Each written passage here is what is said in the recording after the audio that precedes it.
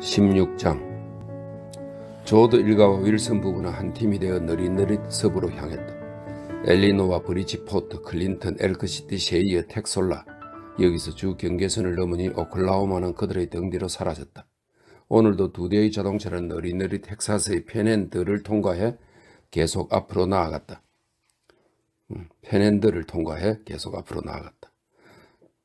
샴록과 앨런 리드, 그룸과 야넬, 그들은 저녁에 에머릴로로 통과한 다음 너무 오래 달렸다는 생각이 들어서 땅거미가 질 무렵 천막을 쳤다. 그들은 지쳐 있었으며 온몸은 먼지투성이었다. 날도 더웠다. 할머니는 더위 때문에 도중에 몇 번이나 발작을 일으켜서 일행이 차를 세웠을 때에는 많이 약해져 있었다. 그날 밤 엘은 울타리 하나를, 난간 하나를 훔쳐다가 트럭 위에 세우고 양끝을 묶었다. 그날 밤 그들의 저녁 식사는 아침에 먹다 남은 빵뿐이었다. 딱딱하게 굳은 차가운 빵. 그들은 매트리스 위에 털썩 쓰러져서 옷을 그대로 입은 채 잠을 잤다. 윌슨 부부는 아예 천막을 치지도 않았다. 조드 일가와 윌슨 부부는 페넨드를 지나 날듯이 달렸다. 페넨드는 옛날에 홍수가 핥히고 간 흔적이 남아있는 회색의 구렁지였다. 조드 일가와 윌슨 부부는 오클라호마를 벗어나 텍사스를 가로지르며 날듯이 달렸다. 땅거북들이 흙먼지 속을 느릿느릿 기어가고 햇빛은 채찍처럼 땅을 후려쳤다. 저녁이 되면 하늘에서 열기가 사라지고 대신 땅에서 열기가 올라왔다. 조드 일가와 윌슨 부부는 이틀 동안 정신없이 달렸다. 그러나 3일째가 되자 너무나 광대한 땅이 나타났기 때문에 그들은 새로운 생활 방식을 터득했다. 이제 고속도로는 그들의 집이 되었고 이동은 그들이 스스로를 표현할 수 있는 수단이 되었다. 그들은 조금씩 새로운 생활 방식에 적응해갔다. 루티와 윈필드는 가장 먼저 적응했고 그 다음은 그 다음은 코니와 샤론의 로즈, 그리고 마지막으로 그보다 나이 많은 사람들이 적응했다. 땅은 부풀어 오르다가 멈춰버린 파도처럼 구불구불한 모양이었다. 월도라도, 베가, 보이시, 글렌리오, 여기가 텍사스의 끝이었다. 이제 뉴멕시코와 산들이 나왔다.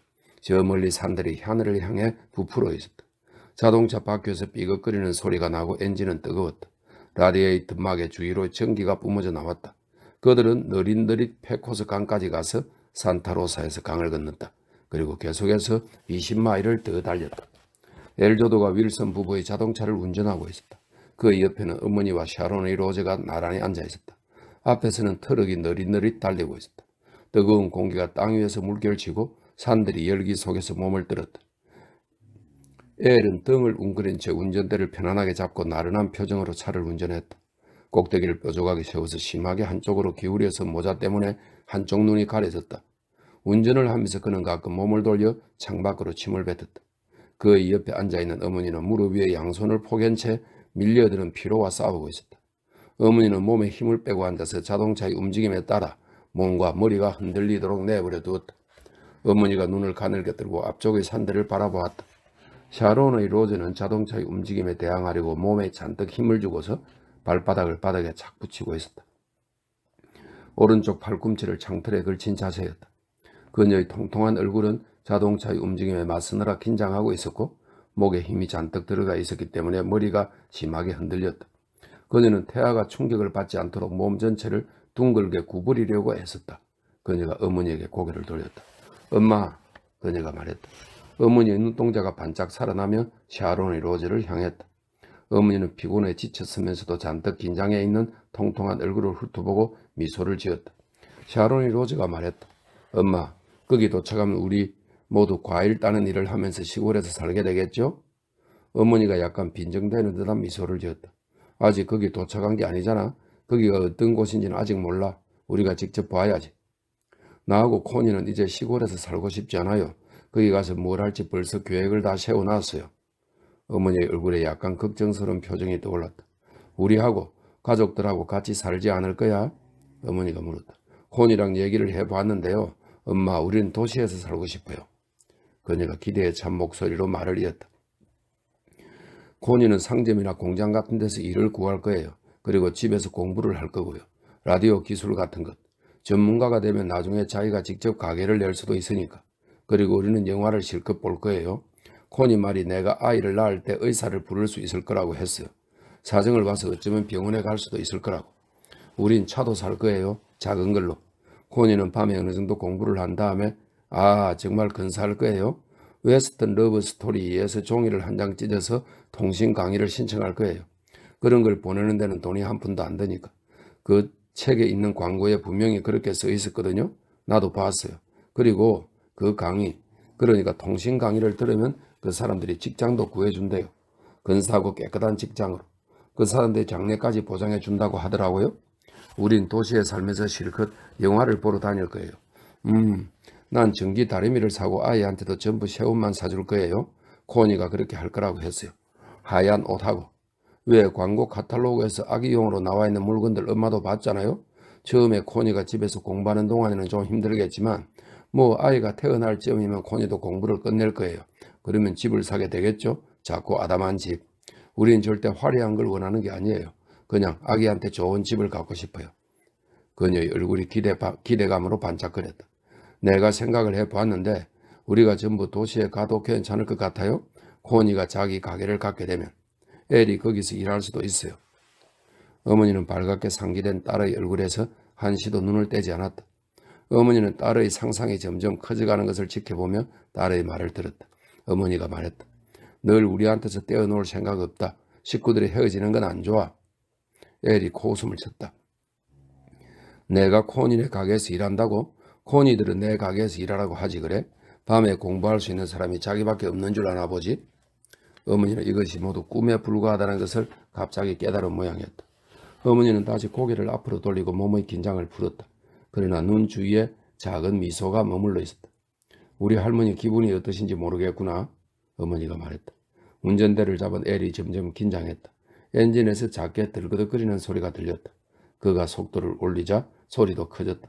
그는 속력을 늦추고 소리에 귀를 기울였다. 그리고 다시 속도를 높인 다음 잠시 귀를 기울였다. 들그덕거리는 소리가 콩콩 금속이 부딪히는 소리로 변했다. 엘은 경적을 울리고 차를 길가에 세웠다. 트럭도 멈춰서더니 천천히 후진해왔다. 자동차 세대가 서쪽을 향해 쌩 하고 달려갔다. 다들 경적을 울리면서 세 번째 자동차의 운전사는 창밖으로 몸을 내밀고 소리를 질렀다. 여기가 어딘 줄 알고 차를 세우는 거야? 톰이 트럭을 가까이 후진시킨 다음 밖으로 나와 자동차로 다가왔다. 짐을 실어놓은 트럭 화물칸에서 사람들이 아래로 내려다보고 있었다. 엘은 시동이 걸리지 않게 열쇠를 돌리면서 모터가 공전나는 소리에 귀를 기울였다. 톰이 물었다. 왜 그래, 엘? 엘이 모터의 속도를 올렸다. 잘 들어봐. 들끄덕거리는 소리가 이제 훨씬 더 크게 들렸다. 톰은 귀를 기울였다. 시동을 걸고 공전시켜봐. 그가 말했다. 그가 엔진 뚜껑을 열고 고개를 숙여 안을 들여다보았다. 이제 속도를 올려. 그는 잠시 소리를 듣다가 뚜껑을 닫았다. 네 생각이 맞는 것 같다, 엘. 연결봉 베어링이지? 그런 것 같아. 톰이 말했다. 기름을 충분히 넣어놨는데? 엘이 툴툴거렸다. 그게 거기까지 안 닿았나 보지? 원숭이 암컷보다 더 바짝 말랐어. 저걸 떼어내는 것밖에는 방법이 없겠는걸? 내가 먼저 출발해서 평평한 데를 찾아볼게. 넌 천천히 와. 엔진 받침판이 부서지지 않게 해. 윌슨이 물었다. 상태가 안 좋은가? 상당히 심각해요. 톰은 이렇게 말하고서 트럭에 다시 올라탄 다음 천천히 차를 몰기 시작했다. 엘이 설명하듯 말했다. 무엇 때문에 저게 나가버렸는지 모르겠어요. 기름을 많이 넣어놨는데. 엘은 이 일이 자기 탓이라는 것을 알고 있었다. 책임감이 느껴졌다. 어머니가 말했다. 네 잘못은 아니야. 넌 다 잘했어. 그러고는 그녀는 조금 망설이듯이 물었다. 많이 안 좋아? 수리하기가 어려워요. 연결봉을 새로 사든지 아니면 이 차에 맞는 축바지를 사야 돼요. 그는 깊은 한숨을 내쉬었다. 형이 같이 있어서 얼마나 다행인지 몰라요. 난 베어링을 고쳐본 적이 없거든요. 형한테 경험이 있어야 할 텐데. 거대한 빨간색 광고판이 앞에 나타났다. 광고판은 길가에 있어서 커다란 직사각형 그림자를 들이우고 있었다. 톰은 트럭을 살살 길가로 몰아 얕은 도랑을 걷는 다음 그 그림자 속에 차를 세웠다. 그리고 차에서 내려 엘이 올 때까지 기다렸다.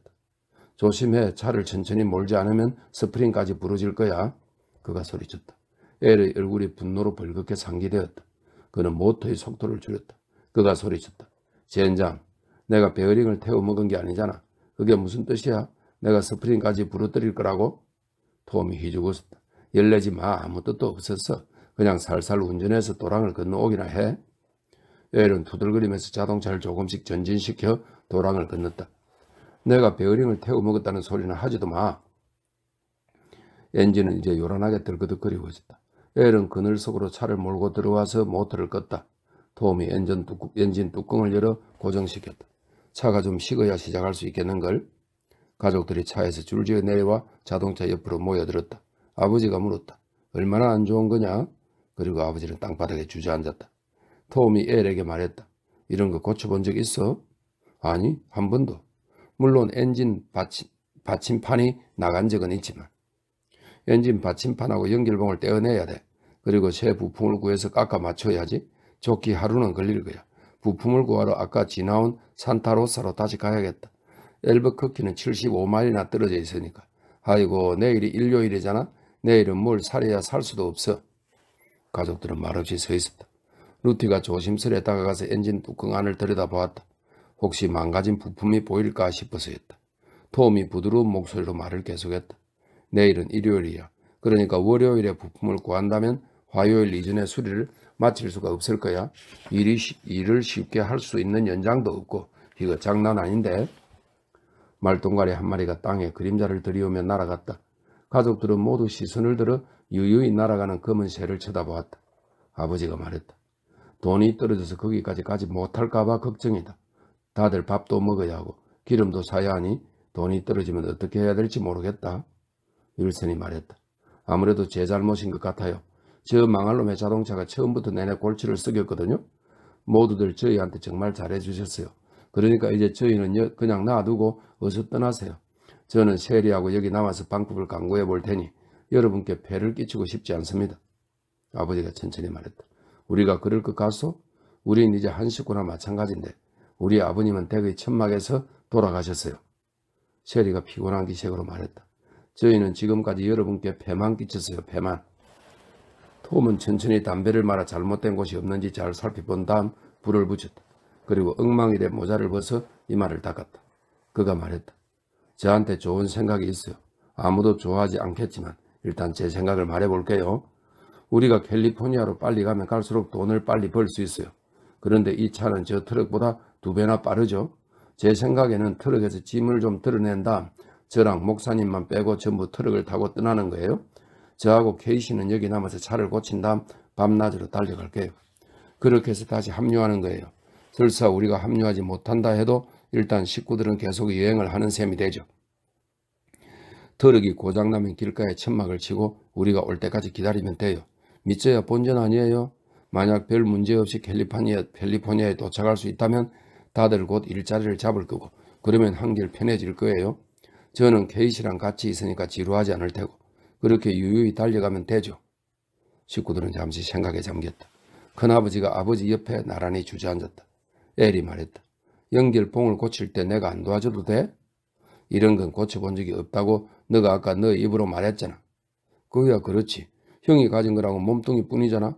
어쩌면 목사님이 남기 싫어할지도 모르고. 뭐 누가 남든 난 상관없어. 톰이 말했다. 아버지는 집게 손가락으로 바싹 마른 땅을 걸쩍거렸다. 아버지가 말했다. 아무래도 톰 말이 맞는 것 같다. 우리가 전부 여기 있어봤자 도움될 게 없어. 어두워지기 전에 50마일이나 100마일쯤 더 달릴 수 있을 텐데. 어머니가 걱정스러운 목소리로 말했다. 너 우리들을 어떻게 찾아내려고? 다 똑같은 길을 달릴 거잖아요. 계속 66번 도로만 따라가면 돼요. 쭉 가다 보면 베이커즈 필드라는 데가 나와요. 제가 갖고 있는 지도에서 봤어요. 그냥 거리로 곧장 가세요. 그래도 우리가 캘리포니아에 도착해서 고속도로를 벗어나면 걱정 마세요. 톰이 어머니를 안심시키려 애썼다. 우리가 식구들을 찾을게요. 캘리포니아가 설마 그렇게 넓겠어요? 지도에서 보니까 엄청 크던데?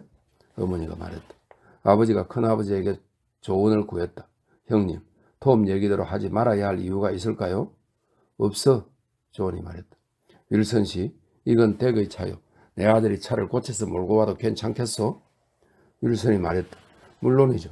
여러분은 이미 저희한테 너무나 많은 걸 해주셨는데요. 뭐 아드님한테 차를 맡기지 않을 이유가 없죠. 톰이 말했다. 우리가 따라잡지 못하더라도 다들 일을 하면서 돈을 모을 수 있어요. 하지만 우리가 모두 여기 남으면 어떻게 되겠어요? 여기 물도 없고 이 차를 움직일 수도 없는데. 하지만 식구들이 여기를 떠나서 일자리를 구한다면 돈이 생기잖아요.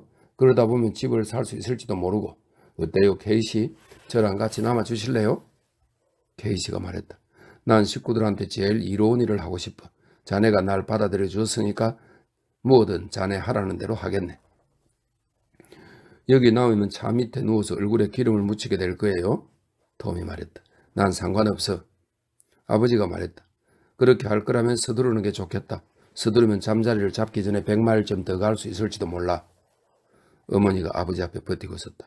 난 안 가요. 무슨 소리야, 안 간다니. 당신은 가야 돼. 식구들을 돌봐야지. 아버지는 어머니의 반발에 놀란 모양이었다. 어머니는 윌슨의 차로 가서 뒷좌석 바닥을 향해 손을 뻗었다. 그리고 잭 운전대를 꺼내 손바닥 위에 올려놓고 손쉽게 균형을 잡았다. 난 안 가요. 어머니가 말했다. 당신은 가야 돼. 이미 결정이 내려졌다고. 어머니가 입을 굳게 다물더니 부드러운 목소리로 말했다. 날 두들겨 패지 않고서는 데려갈 수 없을 거예요. 어머니는 잭 운전대를 살짝 움직였다. 하지만 그랬다가 나한테 큰 코 다칠 줄 알아요. 울고 불고 하면서 맞기만 하진 않을 테니 나도 같이 싸울 거야.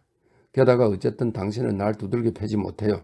만약 내가 당신한테 지더라도 내 분명히 말하는데 당신이 나한테 등을 돌리거나 바닥에 앉을 때까지 기다렸다가 양동이로 당신을 후려칠 거예요. 속이 뒤집힐 만큼 거룩한 예수님의 이름을 걸고 반드시 그렇게 할 거야. 아버지는 난감한 표정으로 식구들을 둘러보았다. 아버지가 말했다. 기운이 넘치는구먼. 저렇게 기운이 넘치는 걸 본 적이 없어. 루티가 제된 소리로 킥킥거렸다. 어머니의 손에 들린 잭 운전대가 굶주린 듯 앞뒤로 까딱거렸다. 어머니가 말했다. 어디 한번 해봐요. 결정을 내렸다면서요? 어디 날 한번 때려봐. 한번 해보라고요?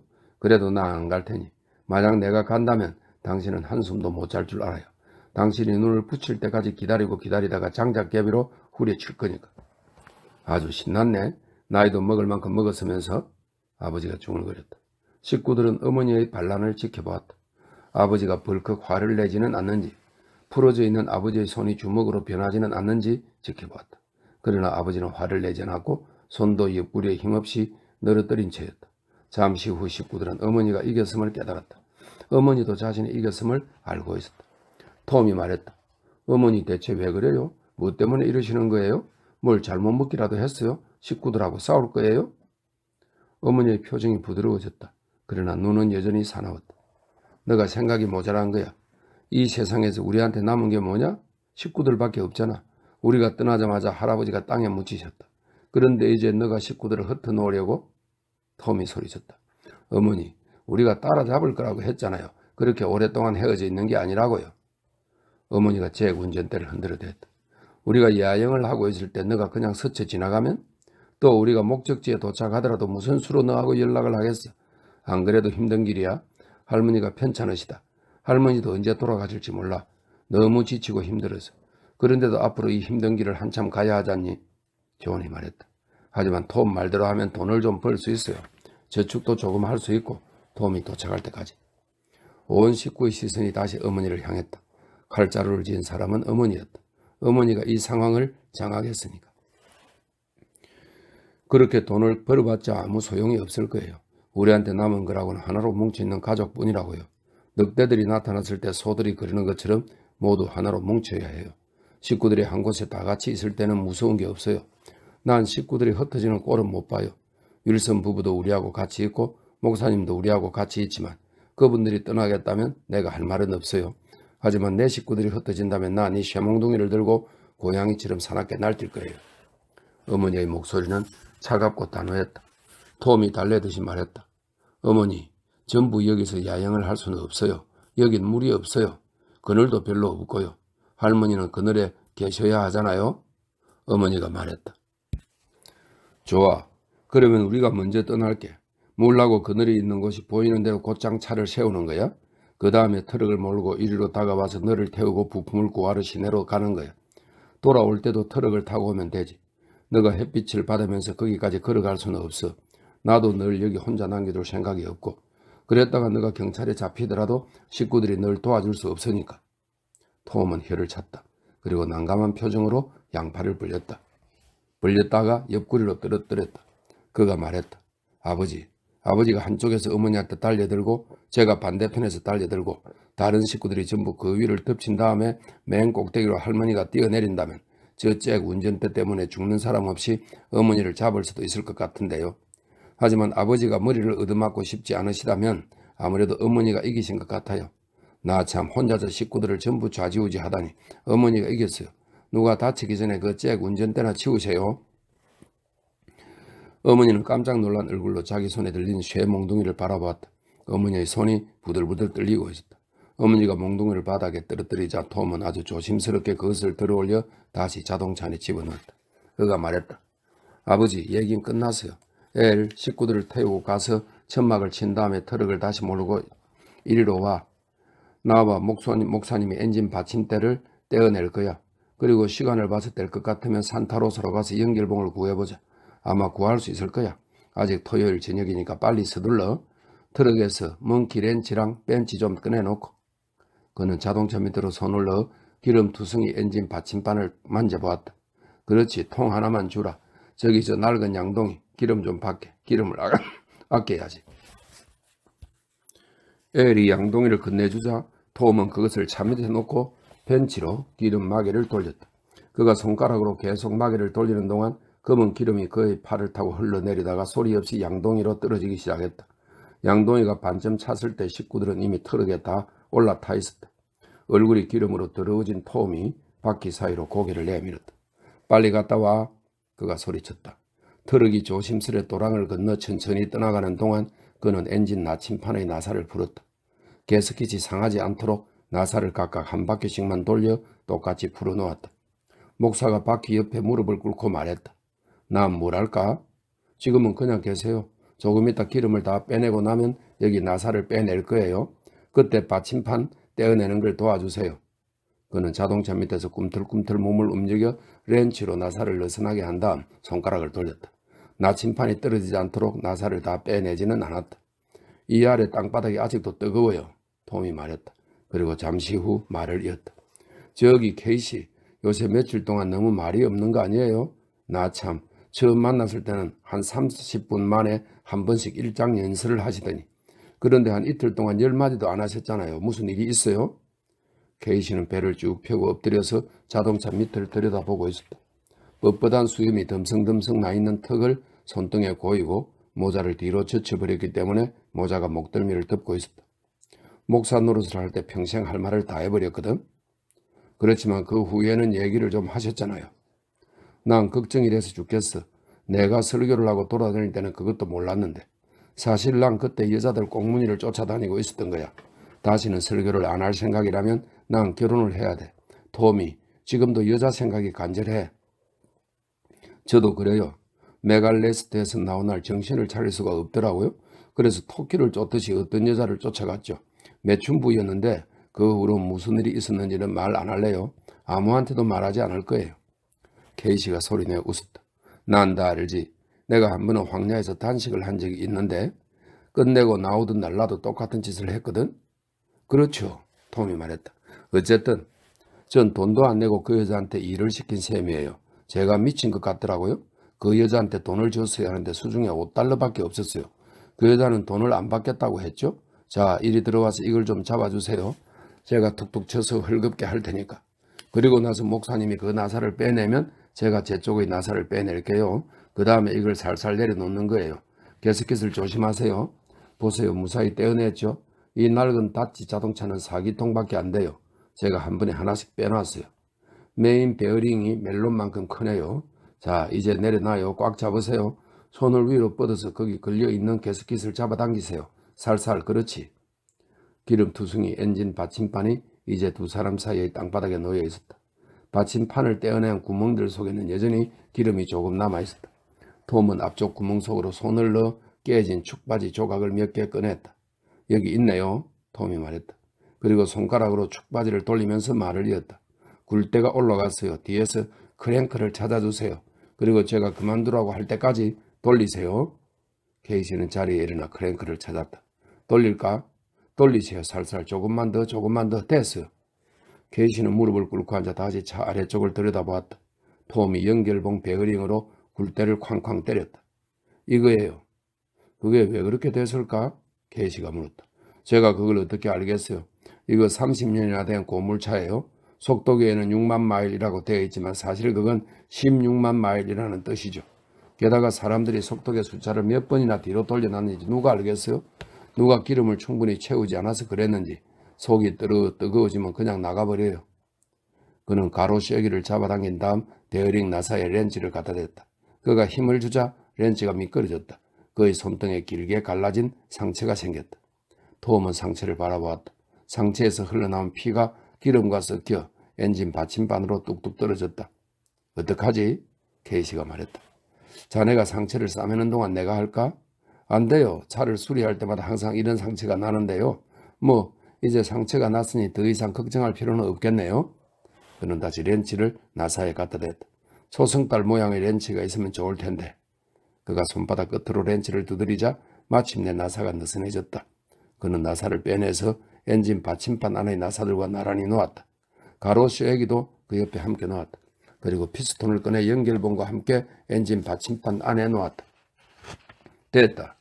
그는 몸을 꿈틀거려 차 밑을 빠져나오면서 엔진 받침판을 함께 끌고 나왔다.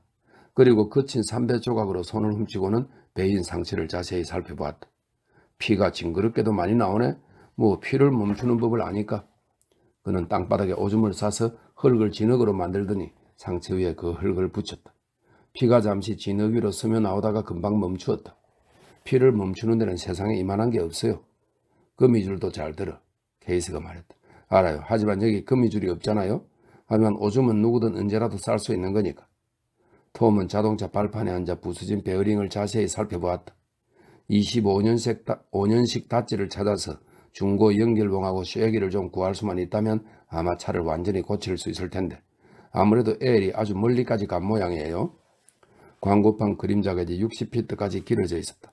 오후가 그림자를 길게 내리며 점점 끝나가고 있었다. 케이시는 자동차 발판에 주저앉아 서쪽을 바라보았다. 곧 고산지대에 들어설 거야. 그는 이렇게 말하고 나서 잠시 침묵을 지키다가 입을 열었다. 톰. 예? 톰. 내가 도로를 달리는 자동차들을 계속 지켜봤네. 우리가 지나친 차와 우리를 지나친 차들 모두 계속 지켜보고 있었어. 왜요? 톰. 우리 같은 사람들 수백 명이 전부 서쪽으로 가고 있네. 내가 다 지켜봤다고. 동쪽으로 가는 사람은 하나도 없어. 사람이 수백 명이나 되는데 자네도 알고 있었나? 예, 저도 봤어요. 이건 마치 군대를 피해서 피난 가는 사람들 같아. 온 나라가 전부 움직이고 있는 것 같다고. 맞아요. 온 나라가 다 움직이고 있죠. 우리도 움직이고 있고. 그런데 말이지 여기 이 사람들뿐만 아니라 모든 사람들이 그 사람들이 거기 가서 일자리를 구할 수 없다면? 첸장, 톰이 소리쳤다. 그런 걸 제가 어떻게 알아요?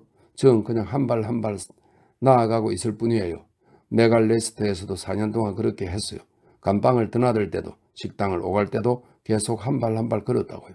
젠장, 밖에 나오면 뭔가 달라질 줄 알았는데 거기 있을 때는 내가 나가면 식구들이 반가워할 거라는 생각밖에 없었는데 지금은 아무 생각도 안 나요. 그가 케이스에게 시선을 돌렸다. 고장 나버린 이 베어링을 보세요. 우린 이게 고장 날 줄 몰랐기 때문에 아무 걱정도 안 했어요. 지금은 고장 난 걸 알았으니 고치면 되고요. 다른 일도 다 마찬가지예요. 전 걱정 안 할 거예요. 걱정을 할 수가 없어요. 여기 이 작은 쇠 조각이란 축바지를 좀 보세요. 보여요? 지금 제가 생각하는 건 이것뿐이에요. 도대체 엘 이놈의 자식은 어디까지 간 거야? 케이시가 말했다. 이봐 톰, 아이고 젠장, 뭐 말을 하기가 왜 이렇게 힘들지? 톰은 상처를 덮었던 진흙을 들어올려 땅바닥에 던져버렸다. 상처 가장자리에 빙 둘러 흙이 묻어 있었다. 그는 목사를 혈기 바라보았다. 목사님은 뭔가 근사한 말만 하려고 해요. 뭐 한번 해보세요. 저는 연설 듣는 거 좋아하니까. 교도소장은 항상 연설을 했죠. 들어봤자 우리한테 손해날 건 없는 얘기였는데 교도소장은 연설을 하면서 정신없이 흥분하곤 했어요. 무슨 말이 하고 싶으신 거예요? 케이시는 마디가 굵은 긴 손가락을 잡아당겼다. 지금 뭔가가 벌어지고 있고 사람들도 이런저런 일들을 하고 있지.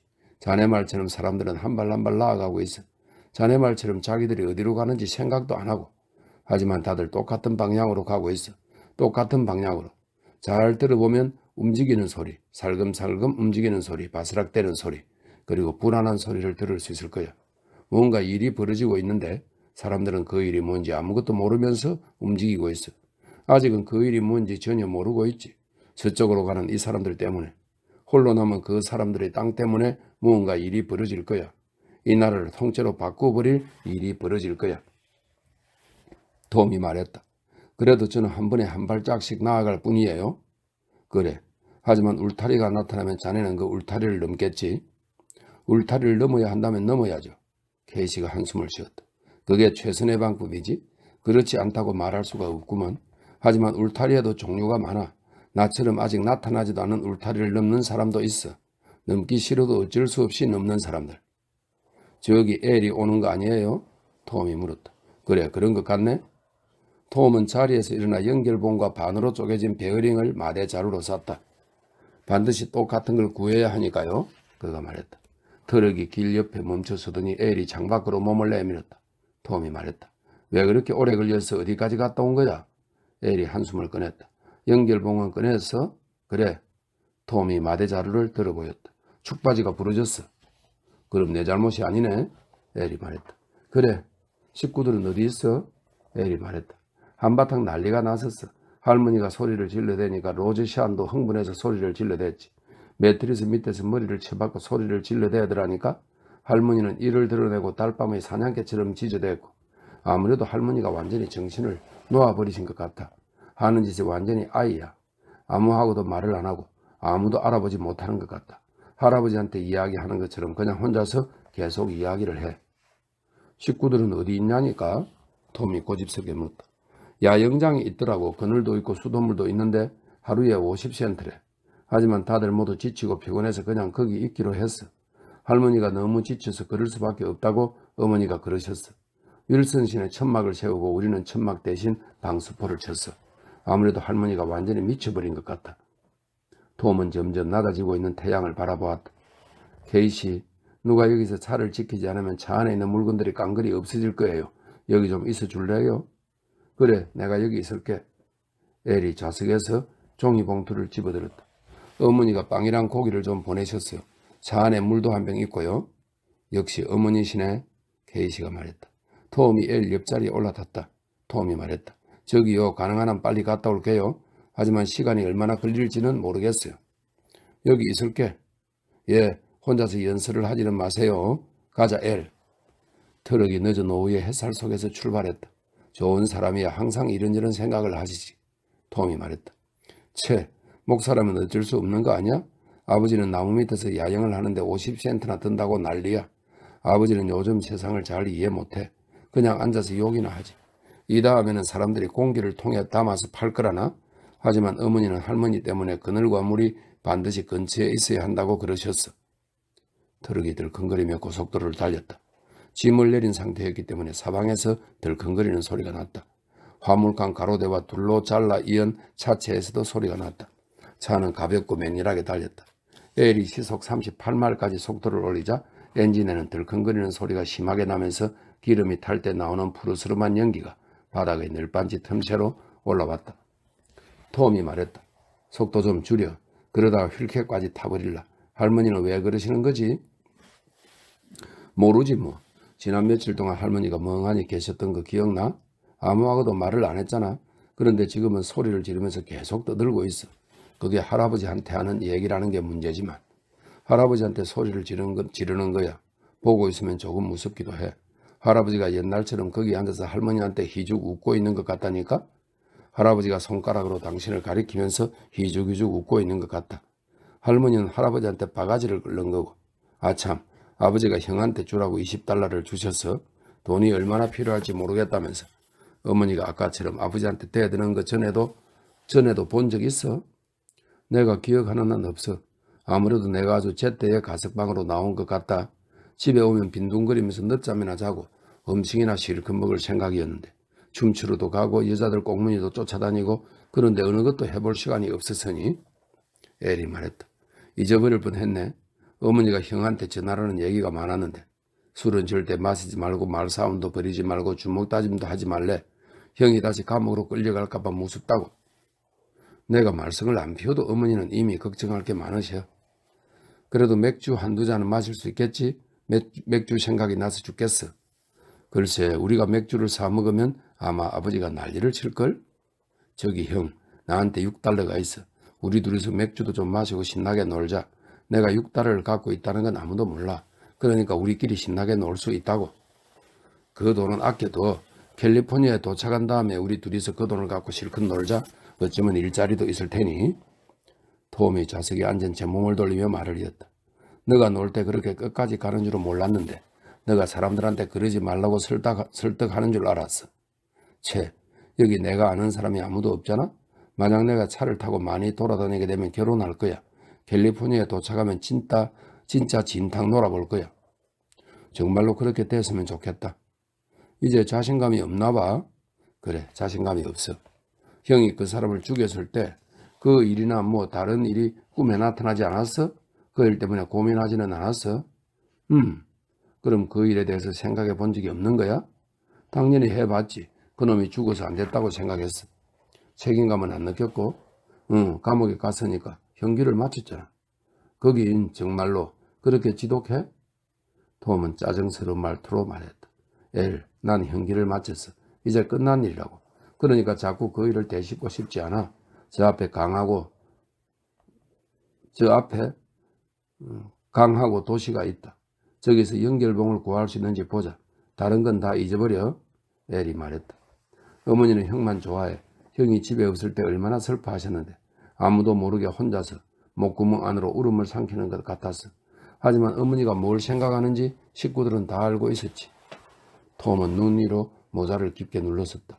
야, 엘, 이제 다른 얘기 좀 하자. 그냥 어머니가 어떠셨는지 얘기해 주는 거야. 알아. 하지만 난 얘기하기 싫어. 그냥 한 발 한 발 나아가고 싶을 뿐이야. 엘은 기분이 상해서 입을 다물었다. 그냥 형한테 얘기해 준 건데. 그가 잠시 후에 말했다. 톰은 그를 바라보았다. 엘은 똑바로 앞만 바라보고 있었다. 무게가 가벼워진 트럭이 시끄럽게 들컹거렸다. 톰이 이빨을 드러내며 가볍게 웃었다. 나도 알아, 엘. 아무래도 내가 교도소 얘기에 좀 민감한 모양이다. 나중에 혹시 너한테 그곳 얘기를 해주게 될지도 모르지. 너야 알고 싶겠지. 흥미거리로. 하지만 난 아무래도 거기서 있었던 일들을 한동안 잊고 지내는 게 좋을 것 같다. 시간이 조금 지나면 달라질지도 모르지. 지금은 거기서 있었던 일들을 생각하면 속이 뒤집히는 것 같아. 엘, 내가 한마디만 해줄게. 감옥은 사람을 서서히 미치게 만드는 곳이 알겠니? 그렇게 감옥에서 미친놈들이 하는 짓을 보고 듣다 보면 금방 내가 미친 건지 아닌지 분간할 수 없게 돼. 밤중에 미친놈들이 소리라도 질러대기 시작하면 꼭 내가 소리를 지르고 있는 것 같다니까.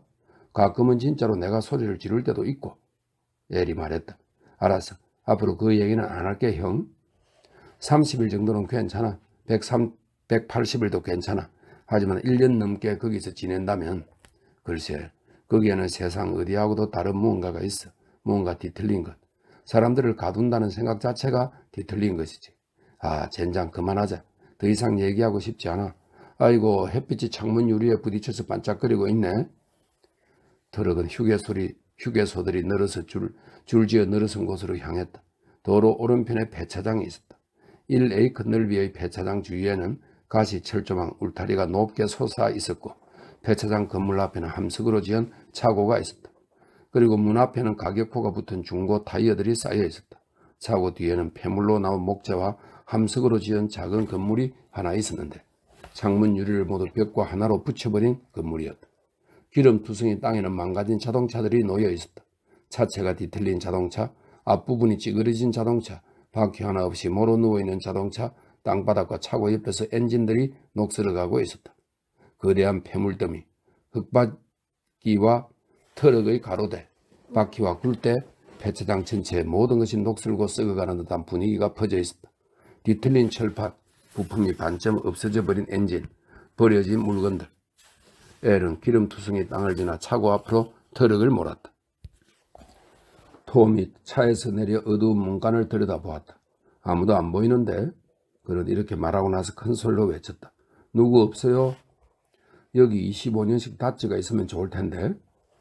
차고 뒤에서 문이 쾅 소리를 냈다. 꼭 유령 같은 남자가 차고 건물 안을 가로질러 모습을 나타냈다. 여인 몸에 드럽게 때가 묻은 모습, 힘줄이 불룩불룩 튀어나온 근육 위로 기름투성이 피부가 팽팽했다. 한쪽 눈은 어디로 갔는지 없어져 버리고 가리지 않고 드러내놓은 눈구멍에는 아직도 흉터가 생생해서 그가 성한 눈을 움직일 때마다 같이 꿈틀거렸다. 그의 청바지와 셔츠는 오래된 기름때가 두텁게 끼어서 번들거렸다. 그리고 그의 손에는 갈라진 상처, 주름살, 베인 상처가 가득했다. 삐쭉 튀어나온 두툼한 아랫입술이 뚱하게 보였다. 톰이 물었다. 당신이 여기 주인이요? 남자가 한쪽 남은 눈을 부라렸다. 난 주인 밑에서 일하는 사람이요. 그가 뚱하게 말했다. 원하는 게 뭐요? 25년씩 닷지 있어요? 연결봉이 필요한데. 모르겠어. 사장이 있으면 금방 알 수 있을 텐데 지금 여기 없거든. 집으로 갔어. 우리가 좀 살펴봐도 되겠어? 남자는 손으로 코를 풀고 나서 바지에 손바닥을 닦았다. 어디서 왔어? 동쪽에서 와서 서쪽으로 가는 길이요. 그럼 둘러보시오. 여길 홀랑 태워버려도 난 상관없으니까. 주인을 별로 좋아하지 않는 모양이군요. 남자가 하나만 남은 눈을 일글거리면서 비틀거리는 걸음으로 가까이 다가왔다. 난 그 인간을 아주 싫어해. 그가 작은 목소리로 말했다. 그 개자식을 아주 싫어한다고. 지금은 집에 가서 자기 집으로. 그가 드듬드듬 말을 이었다. 그 인간 수완이 대단해. 적당한 사람을 골라서 아주 아작을 내버리지. 그 개자식이 말이야. 19살짜리 딸이 있는데 아주 예뻐. 그런데 그 개자식이 우리 딸하고 결혼할래? 이러는 거야. 바로 내 눈앞에서. 그리고 오늘 밤에는 또 뭐라고 했는 줄 알아? 무도회가 있는데 같이 안 갈래? 나한테 그런 말을 했다고. 그의 눈에 눈물이 고이더니 충혈된 눈가로 뚝뚝 떨어져 내렸다. 언젠가 내가 주머니에서 파이프 렌즈를 넣고 올 거야. 그래서 그놈이 내 눈을 보면서 그런 소리를 할 때 그 렌치로 그놈 대가리를 뽑아버릴 거야. 조금씩. 그는 화가 나서 씩씩거렸다. 조금씩 대가리를 완전히 뽑아버릴 거라고. 해가 산너머로 사라졌다. 엘은 망가진 차들을 들여다보았다. 저기야 봐 형. 저기 25년씩이나 26년씩 같아. 톰은 애꾸는 남자에게 시선을 돌렸다. 우리가 봐도 괜찮겠어? 당연하지. 뭐든 원하는 대로 가져가시오. 톰과 엘은 죽어버린 자동차를 헤치며 타이어에 바람이 빠진 채 녹슬어 가고 있는 세단을 향해 걸어갔다. 엘이 소리쳤다. 틀림없어 25년씩이야. 엔진 받침판을 떼어낼 수 있을까? 톰은 무릎을 꿇고 차 밑을 들여다보았다. 받침판은 이미 누가 떼어가서 연결봉도 하나 없어졌고 그런 것 같아. 그는 몸을 꿈틀거리며 자동차 밑으로 들어갔다. 크랭크를 찾아서 돌려봐 엘. 그는 굴대에 연결봉을 대고 움직여보았다. 기름 때문에 아주 뻑뻑한데? 엘은 천천히 크랭크를 돌렸다. 살살해. 톰이 소리쳤다. 그는 땅바닥에서 나무 조각 하나를 찾아 축바지와 축바지 나사에 두텁게 덮개가 찐 기름때를 긁어냈다. 단단해? 엘이 물었다. 글쎄 조금 헐겁기는 하지만 심하진 않아. 많이 낡지는 않았어? 쇠기가 많아. 사람들이 다 가져가지는 않은 모양이야. 그래 이만하면 괜찮겠다. 이제 살살 돌려봐. 아래로 살살 대서 트럭에 가서 연장 좀 가져와. 애꾸는 남자가 말했다. 내가 연장통을 가져다 주지. 그는 녹슨 자동차를 사이로 발을 질질 끌며 사라졌다가 양철로 만든 연장통을 들고 나타났다. 톰은 소켓 렌치를 찾아 엘에게 건네주었다. 너가 떼어내. 쐐기를 잃어버리면 안 돼. 나사를 잃어버려도 안 되고 가로 쐐기도 잘 간수해야 돼. 서둘러. 날이 점점 어두워지고 있으니까. 엘이 차 밑으로 기어들어갔다. 그가 소리쳤다. 우리도 소켓 렌치를 하나 사야 돼. 먼키 렌치로는 아무것도 못해. 도움이 필요하면 소리질러. 톰이 말했다. 애꾸는 남자는 멀거니 옆에 서 있었다. 그가 말했다. 원한다면 도와줄 수도 있는데 그 개자식이 뭔 짓을 했는지 알아? 하얀 바지를 입고 와서는 나한테 이랬어. 이봐 오늘 요트 타러 가자고. 젠장 내 언젠가 그놈을 작살내버릴 거야. 그는 거칠게 숨을 내쉬었다. 나 눈을 잃은 후로 여자랑 데이트를 해본 적이 없어. 그런데 그놈이 그런 소리를 하다니. 커다란 눈물방울이 떼어진 코 옆에 줄무늬를 그렸다. 톰이 짜증스럽다는 듯이 말했다. 그럼 그냥 그만두면 되잖아요. 여기 무슨 감신이 있는 것도 아니고. 말은 쉽지 일자리를 얻는 게 그렇게 쉬운 줄 알아? 애꾸눈인데. 톰은 그에게 시선을 돌렸다. 이봐요. 그래 당신 눈구멍이 뻥 뚫려 있는 건 사실이야. 몸이 더러워서 악취가 나고. 그게 다 당신이 자초한 거잖아요. 자기가 좋아서 스스로 자기가 불쌍하다고 생각하고 싶으면 하라고. 그 텅 빈 눈구멍으로 여자를 얻을 수 없는 게 당연하지. 그걸 뭘로 좀 가리고 세수를 해봐요. 그러면 파이프렌즈로 누굴 때릴 일도 없을 테니. 남자가 말했다. 이봐. 애꾼으로 살기가 얼마나 힘든 줄 알아? 다른 사람들처럼 사물을 볼 수가 없다고. 물건이 얼마나 떨어져 있는지 알 수가 없단 말이야. 모든 게 다 평평하게 보이니까. 톰이 말했다. 바보 같은 소리. 내가 옛날에 외다리 창녀를 만난 적이 있는데 그 여자가 뒷골목에서 푼돈을 받으며 일한 줄 알아? 천만에. 그 여자는 남들보다 50센트를 더 받았어. 외다리 이 여자랑 자본 적이 얼마나 돼? 한 번도 없지? 이러면서. 그래, 여기서 아주 특별한 경험을 할 수 있어. 그러니까 50센트를 더 내라고. 그런데 말이지, 사람들은 실제로 그 돈을 냈어. 그리고 자기가 아주 운이 좋았다고 생각하면서 그 집을 나왔지. 그리고 내가 있던 곳에 꼽추가 하나 있었는데 그 친구는 자기 혹이 행운을 가져다 준다면서 사람들에게 혹을 문지르게 해주고 돈을 받았어. 그걸로 생계를 모두 해결했다고. 젠장, 당신은 겨우 한쪽 눈이 없을 뿐이잖아. 남자는 더듬거리며 말했다. 그래도 사람들이 나를 슬슬 피하는 걸 보면 얼마나 속상한데. 그럼 그걸 가려. 제기를 당신이 그게 무슨 암소 엉덩이라도 되는 것처럼 내 보이고 있잖아. 자기를 불쌍한 사람으로 생각하고 싶으니까 그러는 거지. 그것 말고는 당신한테 아무 생각도 없어. 하얀 바지도 사서 입어보라고. 당신 혼자 술 마시고 취해서 침대에서 울지? 뭐 좀 도와줄까, 엘? 엘이 말했다. 아니, 축바지 나사를 풀어서 피스톤을 떼어내려고 하는 중이야. 다치지 않게 조심해. 톰이 말했다. 애꾸는 남자가 작은 목소리로 말했다. 나를 좋아해 줄 사람이 있을까? 톰이 말했다. 물론이지. 눈을 잃은 후로 당신 그 시기가 커졌다고 해. 당신들 어디로 가는 중이야? 캘리포니아. 가족들 전부 거기 가서 일자리를 구할 거야. 나 같은 사람도 일자리를 얻을 수 있을까? 눈에다 안대를 대면? 안 될 거 뭐 있어? 절름발이도 아닌데. 그럼 당신들 차를 좀 얻어 탈 수 있어? 그건 안 돼. 지금도 사람이 너무 많아서 움직일 수도 없는 지경이야. 다른 방법을 찾아봐. 여기 있는 폐물들 중 하나를 수리해서 직접 몰고 가든지. 그런 방법도 있네. 애꾸는 남자가 말했다. 금속이 부딪히는 소리가 났다. 됐어. 엘이 소리쳤다. 그럼 가지고 나와.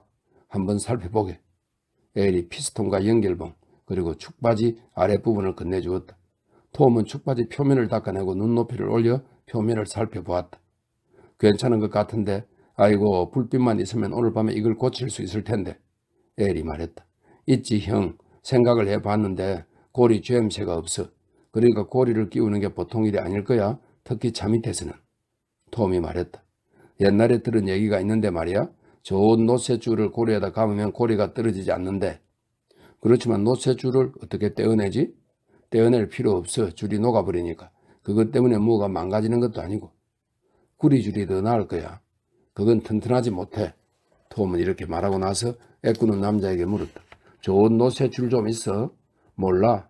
어딘가 줄뭉치가 있을 텐데 애꾸는들이 쓰는 안대를 어디서 구할 수 있을까? 그거야 모르지. 톰이 말했다. 노쇠줄이나 찾아봐.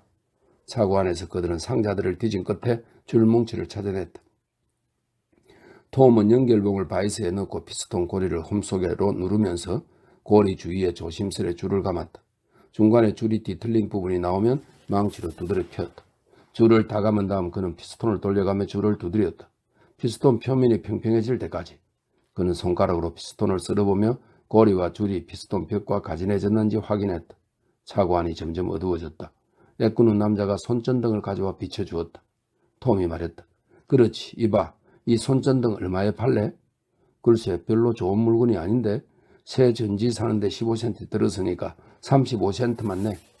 좋았어. 그럼 여기 연결봉하고 피스톤 값은 얼마야?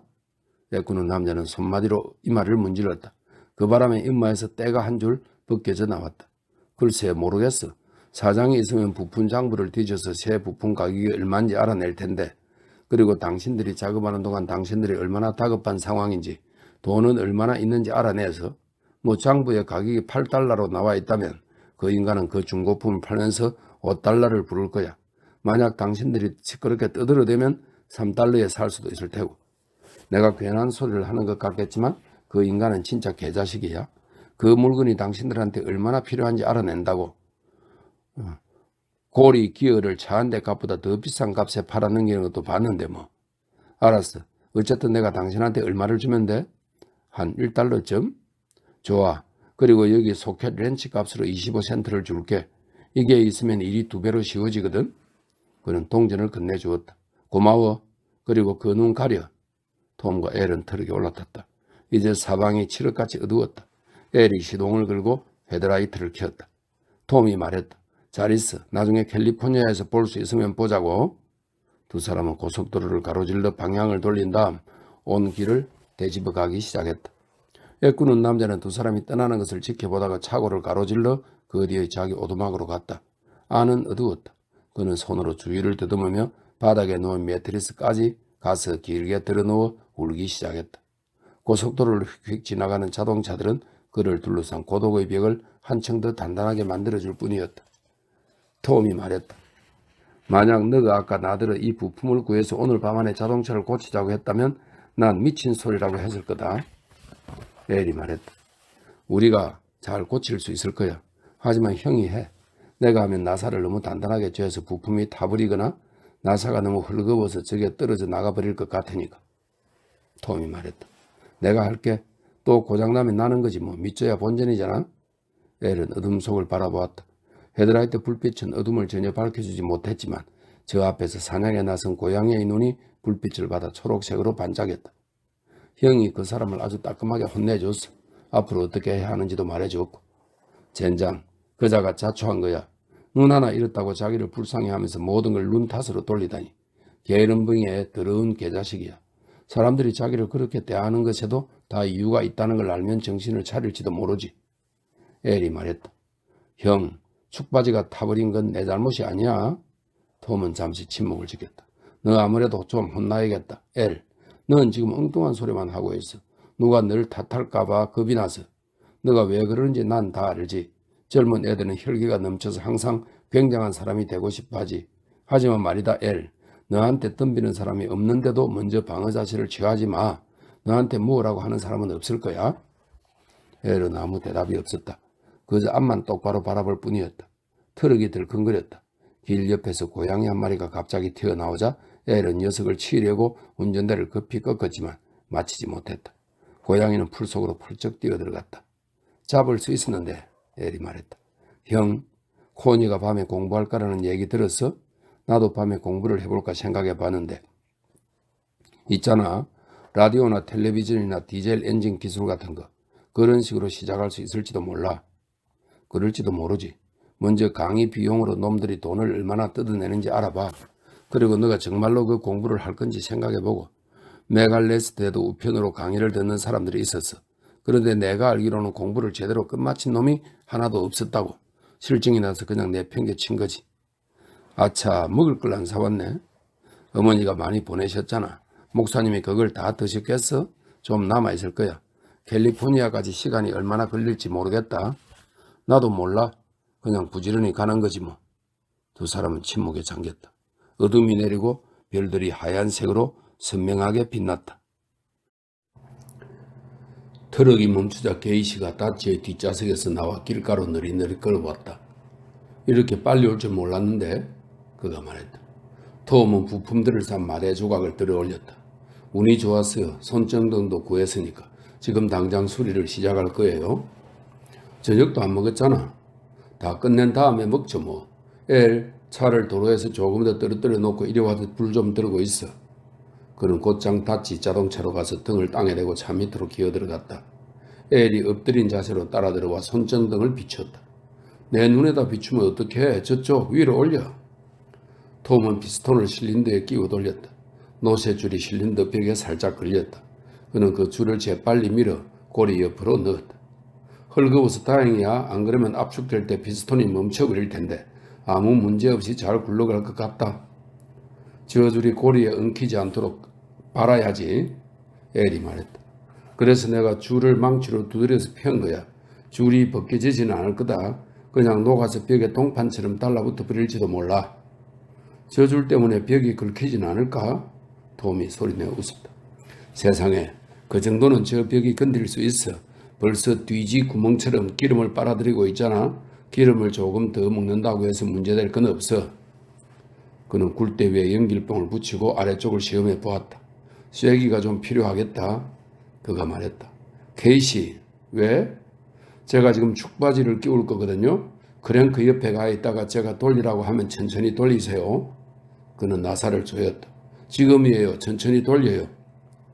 각진 모양의 굴대가 들어가자 그는 거기서 축바지를 갖다 댔다. 쐐기가 너무 많아. 톰이 말했다. 잠깐 멈춰요, 케이시. 그는 나사를 빼내고 양편으로 가느다란 쐐기들을 빼낸 다음 나사를 끼웠다. 이제 다시 해보세요, 케이시. 그리고 그는 연결봉을 다시 끼웠다. 아직도 조금 헐거워. 쐐기를 더 빼내면 너무 빡빡해질 것 같은데 어쨌든 한번 해보자. 그는 다시 나사를 빼내고 가느다란 쐐기 2개를 더 제거했다. 이제 돌려보세요, 케이시. 괜찮은 것 같은데? 엘이 말했다. 톰이 소리쳤다. 돌리기가 더 힘들어졌어요, 케이시? 아니, 그런 것 같지는 않아. 그럼 제대로 맞은 모양이네? 제발 그랬으면 좋겠다. 연장 없이는 축바지를 다듬을 수 없으니까. 소켓 렌치 덕분에 일이 훨씬 쉬워졌어. 엘이 말했다. 그 배차장 사장이 그 소켓 렌치를 찾다가 없으면 엄청 화낼 거야. 톰이 말했다. 그놈이 그러거나 말거나 우리가 훔친 건 아니잖아. 그는 가로 쐐기를 두드려 받고 그 끝을 바깥쪽으로 구부렸다. 잘된 것 같다, 케이시. 저랑 엘이 엔진 받침판을 키우는 동안 불 좀 들어주세요. 케이시가 무릎을 꿇고 손전등을 받아들였다. 그리고 톰과 엘이 게스켓을 살살 두드려 자리에 넣고 나사와 구멍을 맞추는 동안 불을 비춰주었다. 톰과 엘은 엔진 받침판의 무게 때문에 힘들어하면서 맨 끝의 나사를 끼우고 나머지 나사들도 차례로 끼웠다. 이렇게 나사를 다 끼운 다음 톰은 나사들을 조금씩 조여가며 받침판이 게스켓과 평평하게 맞닿도록 조정했다.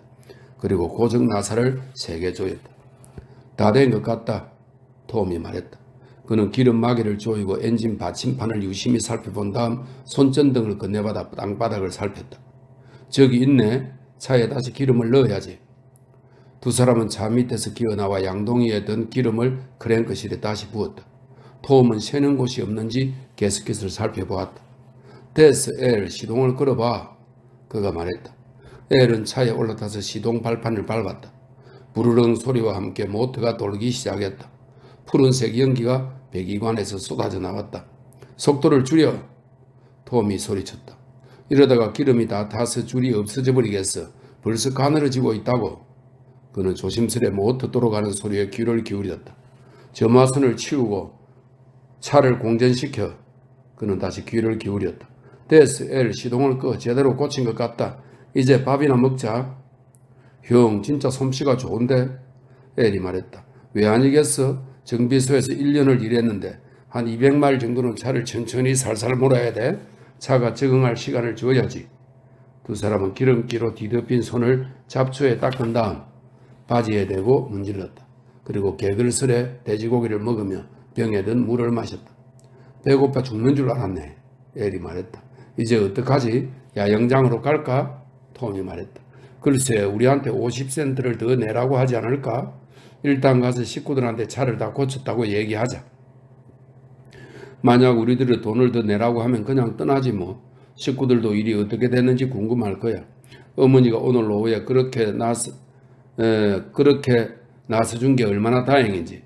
전등으로 주위를 좀 비춰봐, 엘. 뭐 두고 가는 거 없나 좀 보게. 소켓 렌치 잘 챙겨. 앞으로 또 필요할지도 모르니까. 엘은 손전등으로 땅바닥을 훑었다. 바닥에는 아무것도 없어. 그럼 됐어. 이 차는 내가 운전할 테니 넌 트럭을 몰아라, 엘. 톰은 엔진에 시동을 걸었다. 목사가 차에 올라탔다. 톰은 엔진 속도를 낮게 유지하면서 천천히 움직였다. 엘이 트럭을 몰고 뒤를 따랐다. 그는 기어를 낮게 놓고 얕은 도랑을 건너 기어가듯 움직였다. 톰이 말했다. 다치는 기어를 낮게 놓아도 집 한 채를 끌 수 있는 차예요.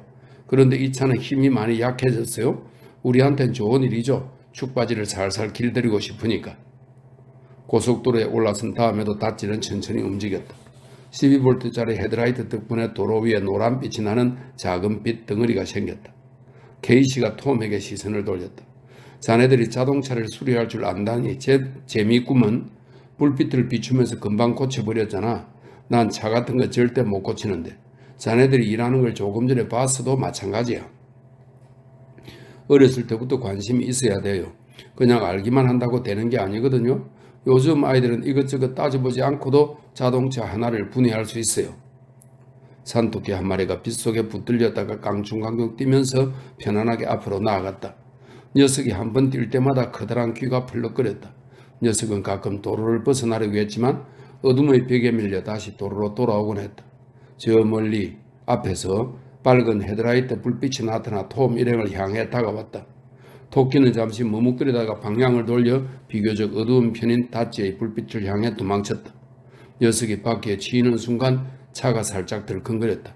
앞에서 다가오던 차는 휑하니 톰 일행을 지나쳐갔다. 우리가 그 토끼를 치었어. 케이시가 말했다. 톰이 말했다.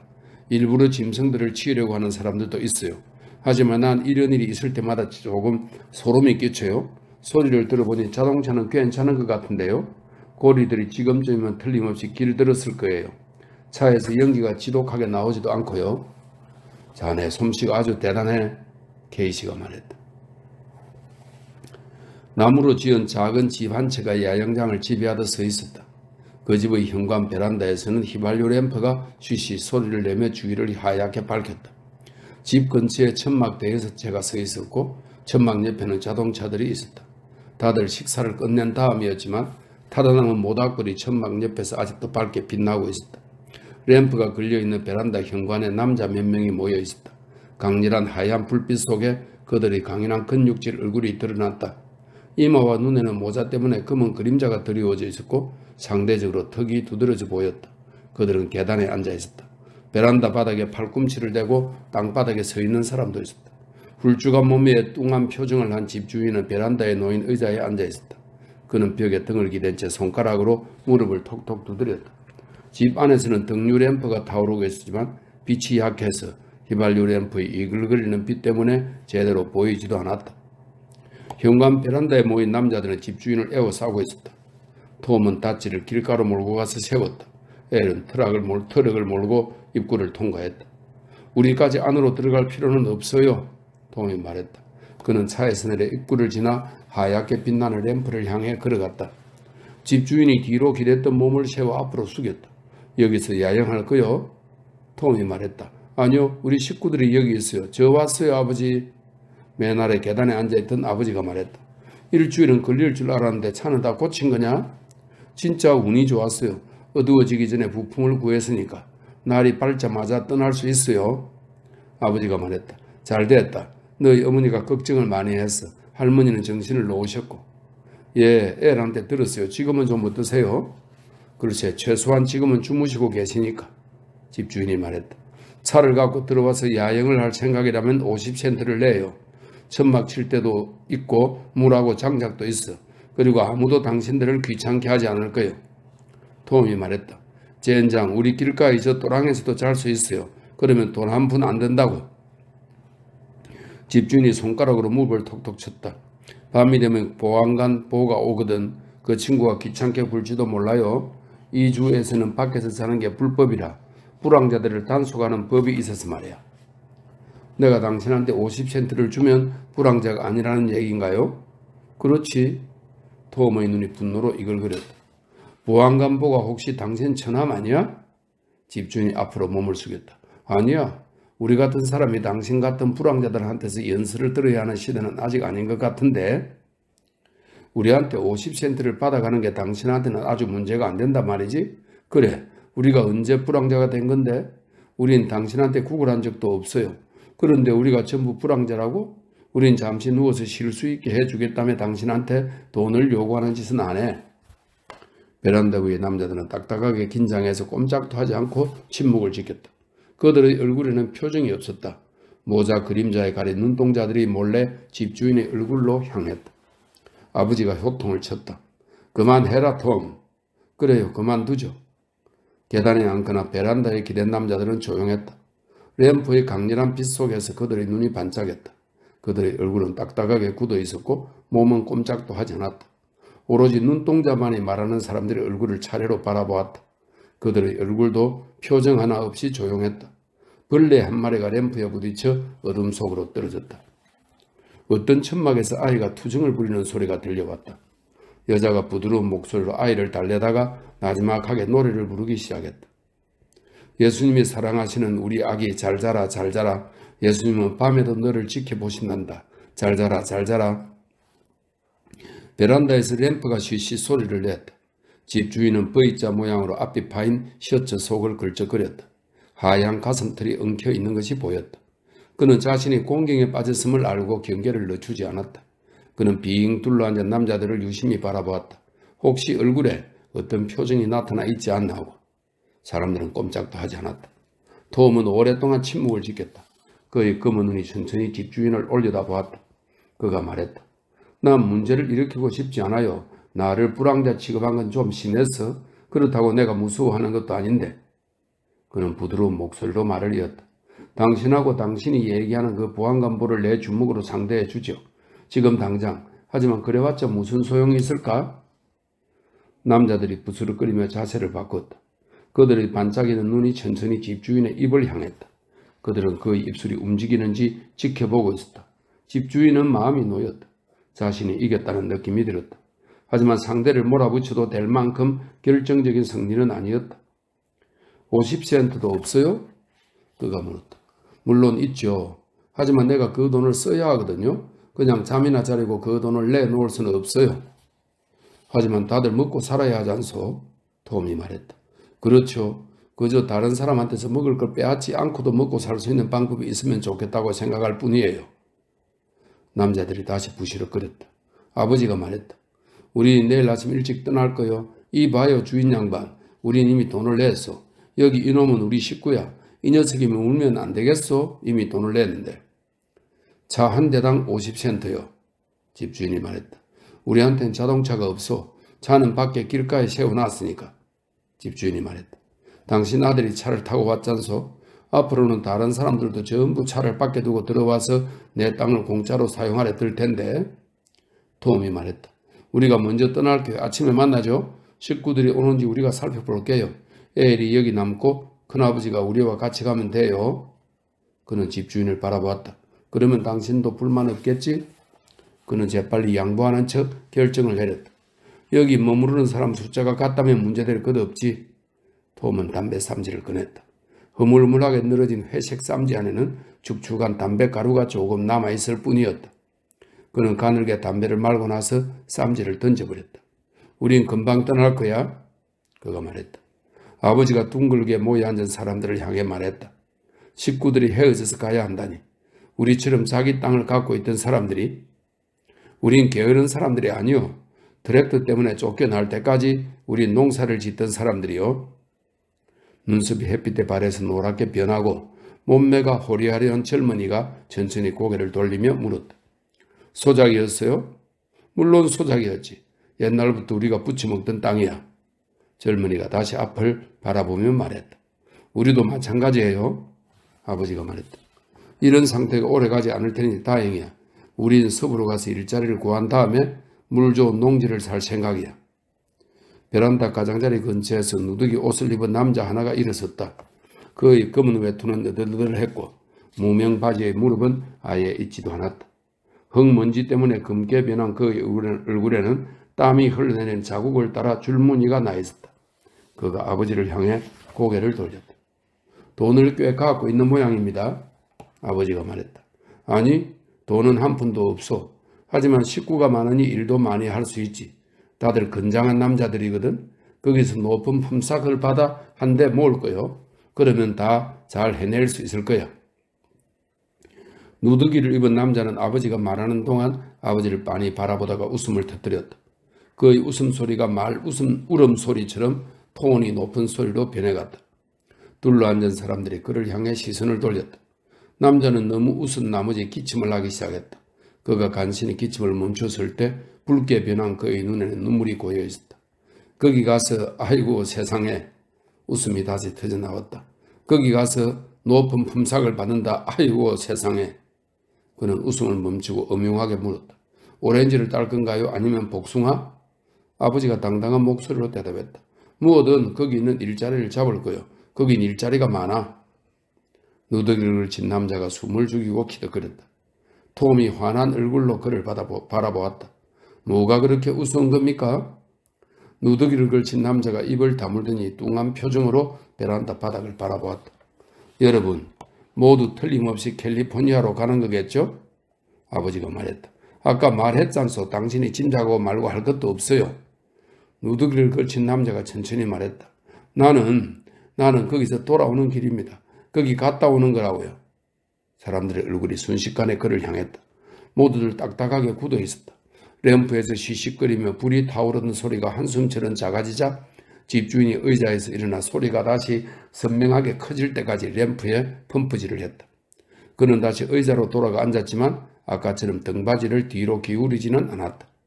누더기를 입은 남자가 사람들을 향해 고개를 돌렸다. 난 돌아가면 굶주리게 될 겁니다. 차라리 지금 당장 굶어 죽는 편이 나을 것 같아요. 아버지가 말했다. 도대체 무슨 소리를 하는 거요? 내가 갖고 있는 전단지에는 지금 품삯이 높다고 쓰여 있어요.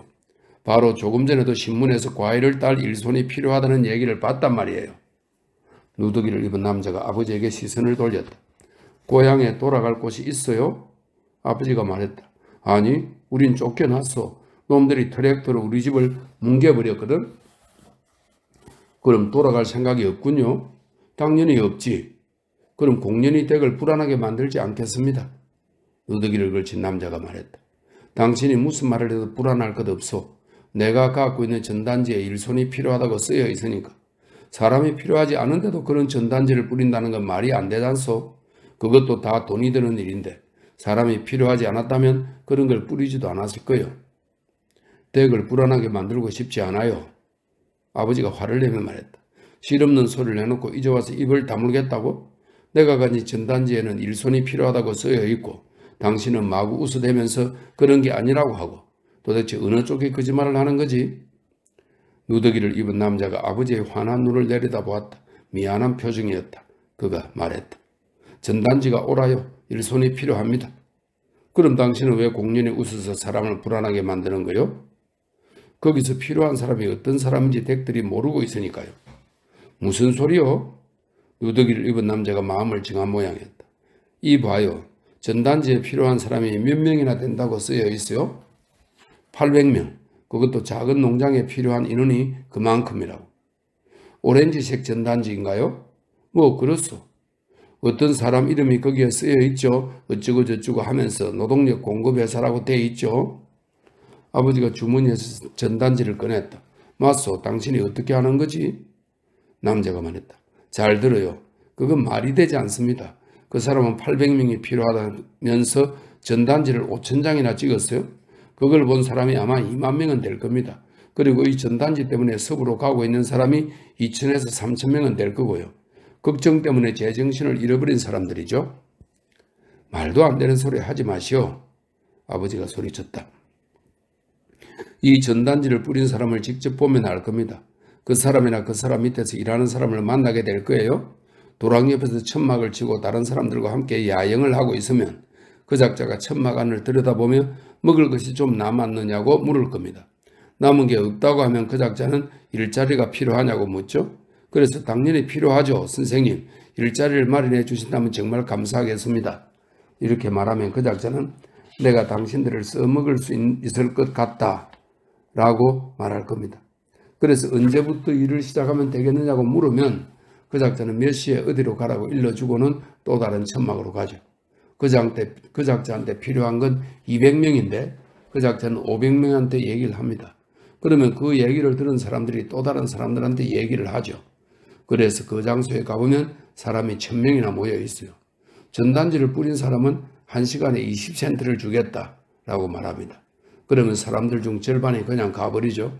하지만 아직도 500명이나 되는 사람들이 남아 있습니다. 그 사람들은 너무나 배가 고프기 때문에 돈 한 푼 안 주고 비스켓만 준다고 해도 일을 할 사람들입니다. 어쨌든 전단지를 뿌린 사람은 복숭아를 따거나 목화를 솎아낼 인부들을 공급하겠다고 계약을 맺은 사람들이에요. 무슨 말인지 알겠습니까?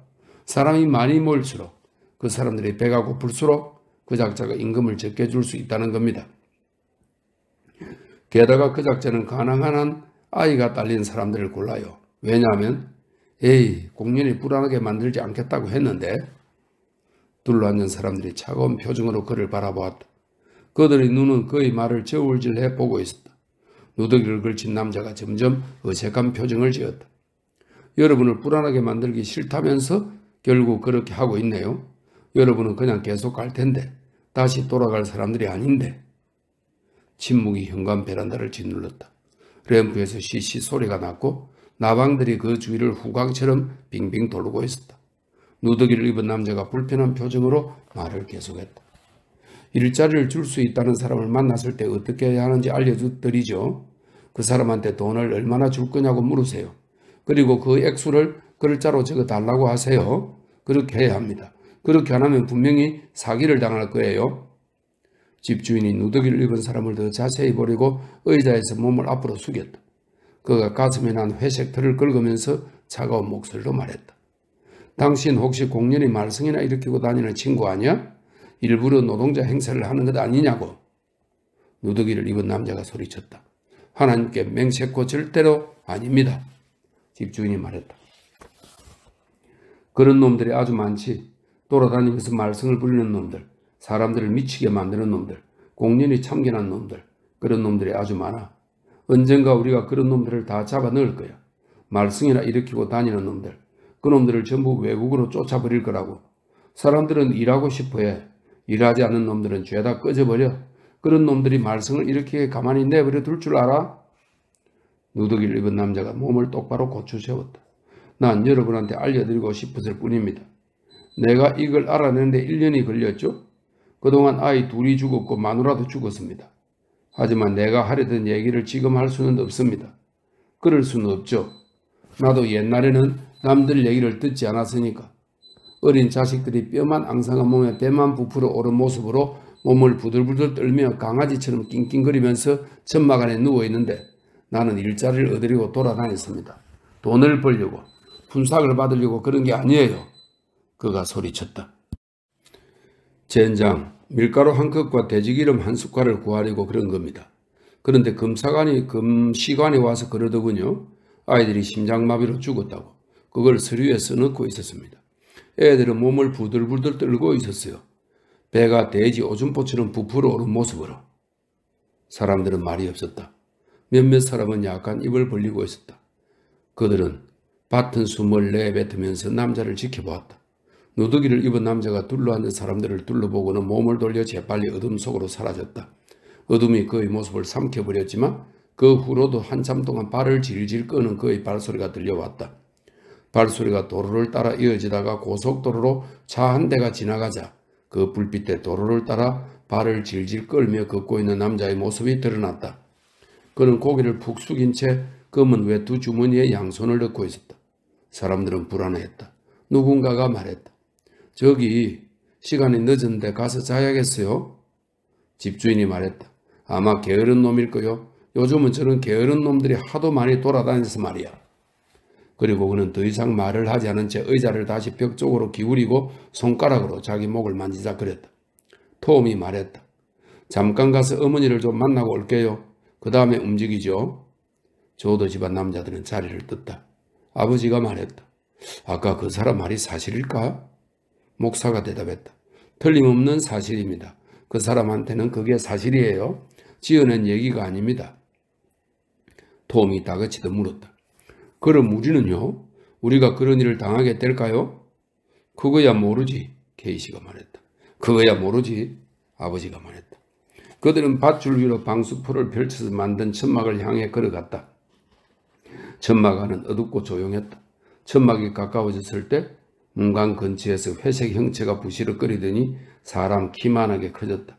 어머니가 그들을 맞이하려 밖으로 나왔다. 어머니가 말했다. 다 자고 있어요. 어머님도 결국 잠드셨고. 그때서야 그녀는 톰을 알아봤다. 여기는 어떻게 왔니? 어머니가 불안한 얼굴로 다그치듯 물었다. 무슨 문제는 없었어? 톰이 말했다. 차를 고쳤어요. 이제 아무 때나 떠나도 돼요. 어머니가 말했다. 정말 다행이다. 빨리 떠나고 싶어서 안절부절 못하겠다. 비옥한 땅으로 가고 싶어서 말이야. 빨리 갔으면 좋겠다. 아버지가 헛기침을 했다. 방금 어떤 사람 얘기를 들었는데 톰이 아버지의 팔을 쥐고 잡아당겼다. 웃기는 얘기였어요. 가는 길에 사람들이 아주 많대요. 어머니는 어둠 속에서 두 사람을 유심히 살펴보았다. 천막 안에서 루티가 잠결에 기침을 하며 코로 씩씩 소리를 냈다. 어머니가 말했다. 아이들을 씻겼어요. 아이들을 목욕시킬 수 있을 만큼 물이 있는 게 처음이라서. 당신이랑 애도 씻고 싶을 것 같아서 양동이를 밖에 내놨는데 차를 타고 달릴 때는 계속 몸이 더러워지니까. 다들 안에 있어? 아버지가 물었다. 코니하고 로지샴만 빼고 다 있어요. 걔들은 밖에서 잔다고 나갔어요. 천막 안이 너무 덥다나? 아버지는 불만스러운 표정을 지었다. 로즈샤안이 점점 불안해하면서 겁을 내는군. 어머니가 말했다. 첫 아이잖아요. 걔하고 코니가 그 아이를 얼마나 애지중지하는지 몰라요? 당신도 옛날에 그랬잖아요. 톰이 말했다. 우린 지금 떠날게요. 도로를 따라서 조금 앞에 차를 세울게요. 혹시 우리가 트럭을 못 볼지 모르니까 우리가 어디 있는지 잘 찾아봐 주세요. 바로 오른쪽에 있을 테니까. 애는 여기 있을 거니? 예, 저는 큰아버지랑 같이 떠날 거예요. 안녕히 주무세요, 어머니. 그들은 잠들어 있는 야영장을 통과했다. 어떤 천막 앞에서 작은 모닥불이 커졌다 작아졌다 하면서 타고 있었고 한 여자가 이른 아침 식사를 준비하며 솥을 지켜보고 있었다. 콩을 요리하는 냄새가 강하게 풍겨왔다. 한 입 맛볼 수 있을까요? 톰이 그 옆을 지나치면서 정중하게 물었다. 여자가 미소를 지으며 말했다. 다 익었으면 얼마든지 드릴 텐데 동이 트면 오세요. 고맙습니다. 톰이 말했다. 그와 케이시와 조는 베란다 옆을 지나갔다. 집주인은 아직도 의자에 앉아 있었고 램프도 쉬쉬 소리를 내며 타올랐다. 세 사람이 지나가는 것을 보고 그가 고개를 돌렸다. 기름이 거의 다 떨어졌네요. 톰이 말했다. 뭐 어쨌든 문 닫을 시간이니까. 50센트짜리 손님들이 이제 들어오지 않는 모양이죠? 톰이 말했다. 집주인이 몸을 앞으로 기울였다. 어디서 감히 말댔구야. 내가 네 놈을 기억에 둘 테다. 너도 말썽꾼이야. 맞아요. 톰이 말했다. 난 볼셰비키거든. 톰은 웃음을 터뜨리며 입구를 지나 차에 올라탔다. 그리고 흙덩어리를 집어 램프를 향해 던졌다. 흙이 집에 부딪히는 소리가 들리고 집주인이 벌떡 일어나 어둠 속을 노려보는 모습이 보였다. 톰은 차에 시동을 걸고 도로로 나갔다. 그리고 모터에서 이상한 소리가 나지 않는지 귀를 기울였다. 자동차의 약한 불빛 속에 도로가 희미하게 뻗어 있었다. 네, 이렇게 제16장 다 읽었습니다. 17장 이주하는 사람들이 탄 자동차들이 길가에서 기어나와 국토를 가로지르는 거대한 고속도로로 올라서서 서쪽으로 향했다. 밝은 햇빛 속에서 그들은 마치 벌레처럼 서쪽으로 허둥지둥 달려갔다. 어둠이 내리면 그들은 잠자리와 물이 있는 곳 근처에 벌레처럼 모여들었다. 그들은 외로움 속에서 어찌할 바를 모르고 있었으므로 모두들 슬픔과 근심과 패배로 가득 찬 곳에서 왔으므로 모두들 실체를 알 수 없는 새로운 곳으로 가고 있었으므로 서로 옹기종기 모여들었다. 그들은 서로 이야기를 나누며 자기들이 어떻게 살아왔는지 들려주기도 하고 음식을 나누어 먹기도 하고 새로운 땅에서 무엇을 원하는지 이야기하기도 했다. 따라서 어떤 가족이 샘 근처에 천막을 치면 또 다른 가족이 샘과 동료를 찾아 근처에 천막을 쳤다. 그리고 이미 두 가족이 시험을 해보고 괜찮다고 판단한 그 장소에 또 다른 가족들이 나타났다. 그렇게 해서 해가 지면 20가족과 20대의 자동차들이 그곳에 모이는 경우도 있었다. 저녁이 되면 이상한 일이 벌어졌다. 20가족이 한 가족이 되고 아이들은 모두의 아이들이 되는 것이다. 고향을 잃어버린 슬픔은 모두의 슬픔이 되고 서부에서 황금 같은 시절을 보내게 될 것이라는 꿈도 모두의 꿈이 되었다. 어떤 아이가 아프면 20가족에 속한 100여 명의 사람들이 모두 가슴 아파했다. 그리고 천막에서 아이가 태어날 때면 100여 명의 사람들이 모두 밤새 경이로움에 사로잡혀 침묵을 지키다가 아침에 기쁨을 함께 나누었다. 전날 밤만 해도 어찌할 바를 모르고 두려움에 떨던 사람들이 이제는 새로 태어난 아기에게 줄 선물을 찾으려고 자기들이 가져온 물건을 뒤졌다. 저녁에 20가족은 불가에 둘러앉아 하나가 되었다. 그들은 그곳에서 하나가 되었다. 저녁과 밤에만 누군가가 담요에 싸둔 기타를 꺼내 음악을 연주하면 모든 사람들이 밤 공기 속에서 노래를 불렀다. 남자들은 가사를 따라했고 여자들은 콧노래로 멜로디를 따라했다. 밤마다 새로운 세상이 창조되었다. 기구들까지 완전히 갖추어진 세상. 그 안에서 사람들은 친구를 사귀기도 하고 적을 만들기도 했다. 이 세상에는 허풍선이도 있고 겁쟁이도 있었다. 조용한 사람도 있고 겸손한 사람도 있고 친절한 사람도 있었다. 밤마다 그들은 서로 관계를 맺으며 새로운 세상을 만들었다. 그러나 아침이 되면 그 세상은 마치 서커스 공연장처럼 허물어졌다. 처음에 사람들은 세상을 세우고 무너뜨리는 것에 겁을 냈다. 그러나 세상을 만드는 기술이 점차 그들의 것이 되었다. 얼마 후 지도자들이 나타났고 법도 만들어졌다. 규칙도 생겼다. 이런 세상들은 점점 서쪽으로 옮겨가면서 더 많은 것을 갖추어 더 완전해졌다. 세상을 만드는 사람들의 경험이 점점 늘어났으므로 사람들은 어떤 권리를 존중해야 하는지 배웠다.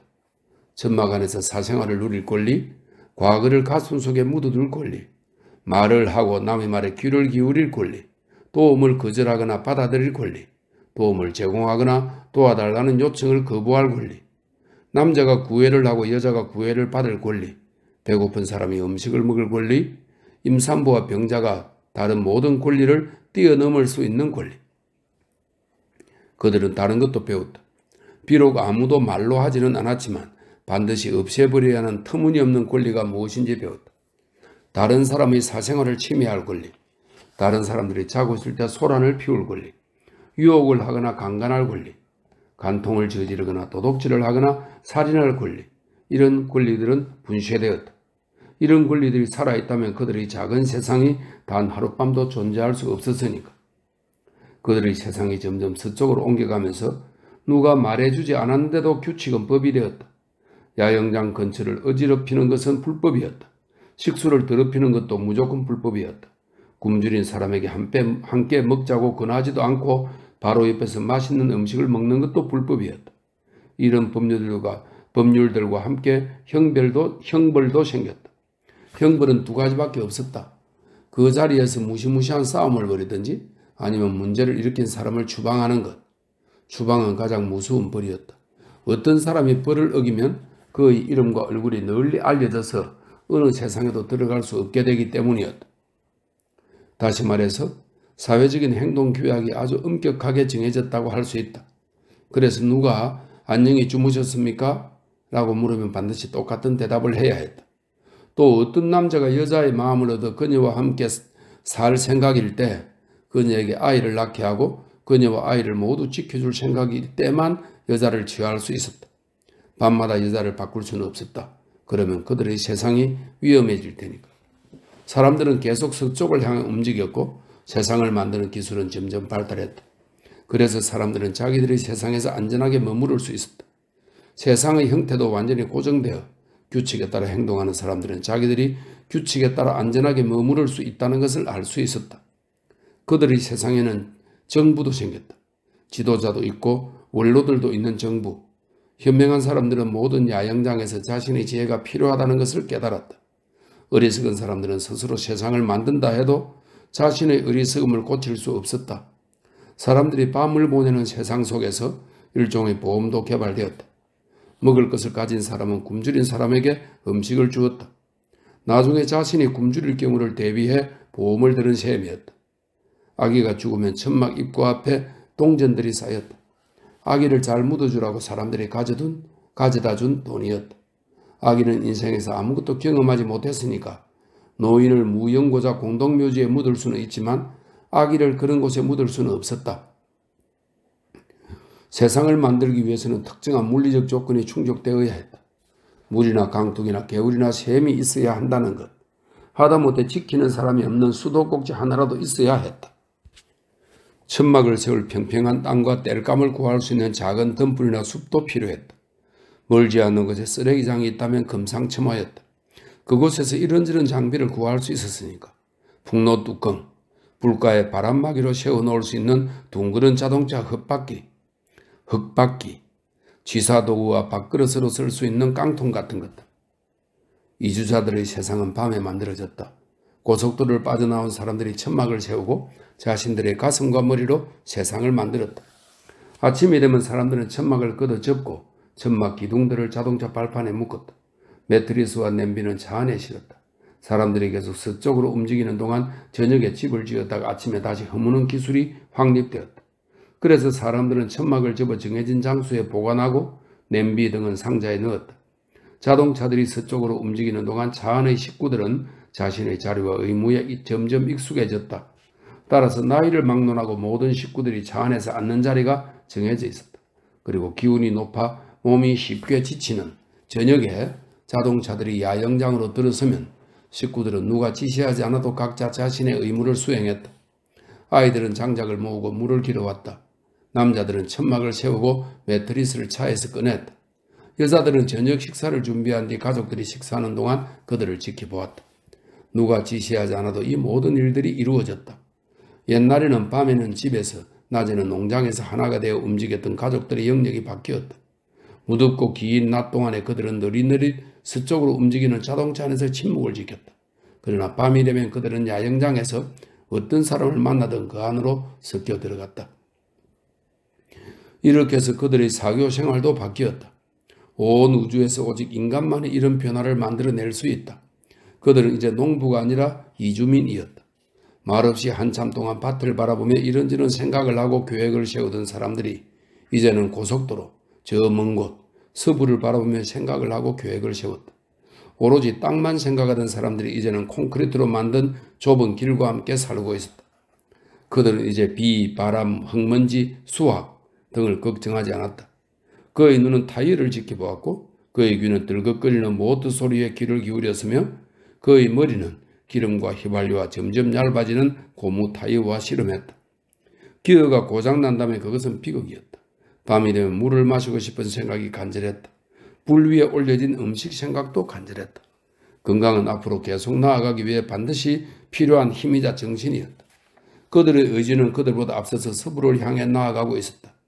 한때 가뭄이나 홍수를 두려워했던 그들은 이제 서쪽을 향해 기어가는 자동차를 멈춰 세울 수 있는 모든 것을 두려워했다. 이제는 야영 장소가 정해져 있었다. 항상 전날 밤의 야영장에서 하루면 닿을 거리에 고정된 야영장이 있었다. 어떤 사람들은 도로를 달리다가 급에 질려서 밤낮을 가리지 않고 차를 몰며 자동차 안에서 잠을 잤다.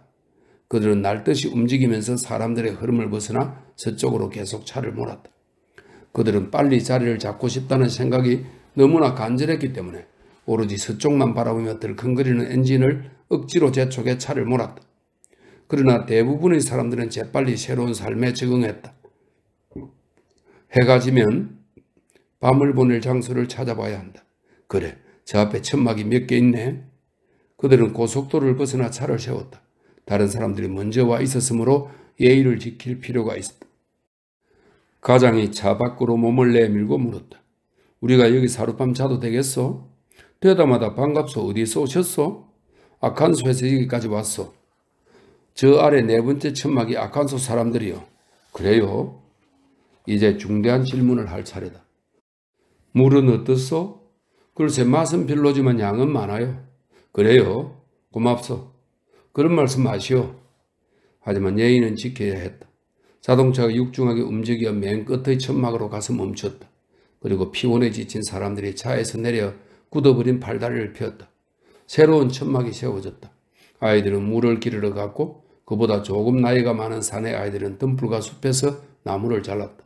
식구들은 불을 피우고 그 위에 끓이거나 튀길 음식들을 올려놓았다. 먼저 와 있던 사람들이 다가와 서로의 출신지를 물었다. 그 과정에서 때로는 옛 친구나 친척을 만나는 경우도 있었다. 오클라호마라고요? 오클라호마 어디? 체로키요. 이런 우리 친척들이 거기 사는데 앨런 일가를 아시오? 체로키는 앨런 일가 천지지. 윌리스 일가도 알아요? 그럼요, 알죠. 이렇게 해서 새로운 가족이 형성되었다. 어스름이 깔리기 시작했지만 어둠이 다 내리기 전에 새로 온 가족은 그 야영장의 일원이 되었다. 그곳에 모인 사람들 사이로 이야기가 퍼졌다. 저 사람들은 아는 사람들이야. 좋은 사람들이지. 난 태어났을 때부터 앨런 일가랑 아는 사이였어요. 사이먼 앨런, 그 사이먼 영감은 첫 번째 마누라하고 문제가 있었지. 그 마누라는 체로키족의 피가 섞인 여자였는데 예뻤어요. 마치 검은 망아지처럼. 그랬지. 그리고 그 영감 아들 사이먼을 루돌프 집안 여자랑 결혼했죠. 그랬던 것 같은데. 두 사람은 애니드로 이사가서 잘 살았죠. 아주 잘 살았어요. 앨런 일가 중에 유일하게 잘 살았죠. 자동차 정비 공장을 갖고 있었으니까. 아이들은 물을 기르고 나무를 잘라온 후 조심스럽게 천막들 사이를 돌아다녔다. 그리고 친구를 사귀기 위해 정교하게 고안된 몸짓을 했다. 한 사내아이가 다른 사내아이 근처에서 걸음을 멈추고 돌멩이 하나를 유심히 들여다보다가 땅에서 집어들고는 또다시 자세히 살펴보았다. 그리고 그 위에 침을 뱉어 깨끗하게 닦은 다음 또 이리저리 살펴보았다. 마침내 옆에 있던 사내아이가 궁금증을 견디지 못하고 물었다. 그거 뭐야? 아이는 심드렁하게 말했다. 아무것도 아니야. 그냥 돌멩이지 뭐. 그럼 왜 그걸 그렇게 보고 있는 거야? 그 안에 금이 있는 것 같았거든. 너가 그걸 어떻게 알아? 금은 금색이 아니야. 돌 속에 들어있을 때는 까맣다고. 그걸 모르는 사람이 어디 있어? 그건 틀림없이 가짜 금이야. 그런데 그걸 금인 줄 알다니.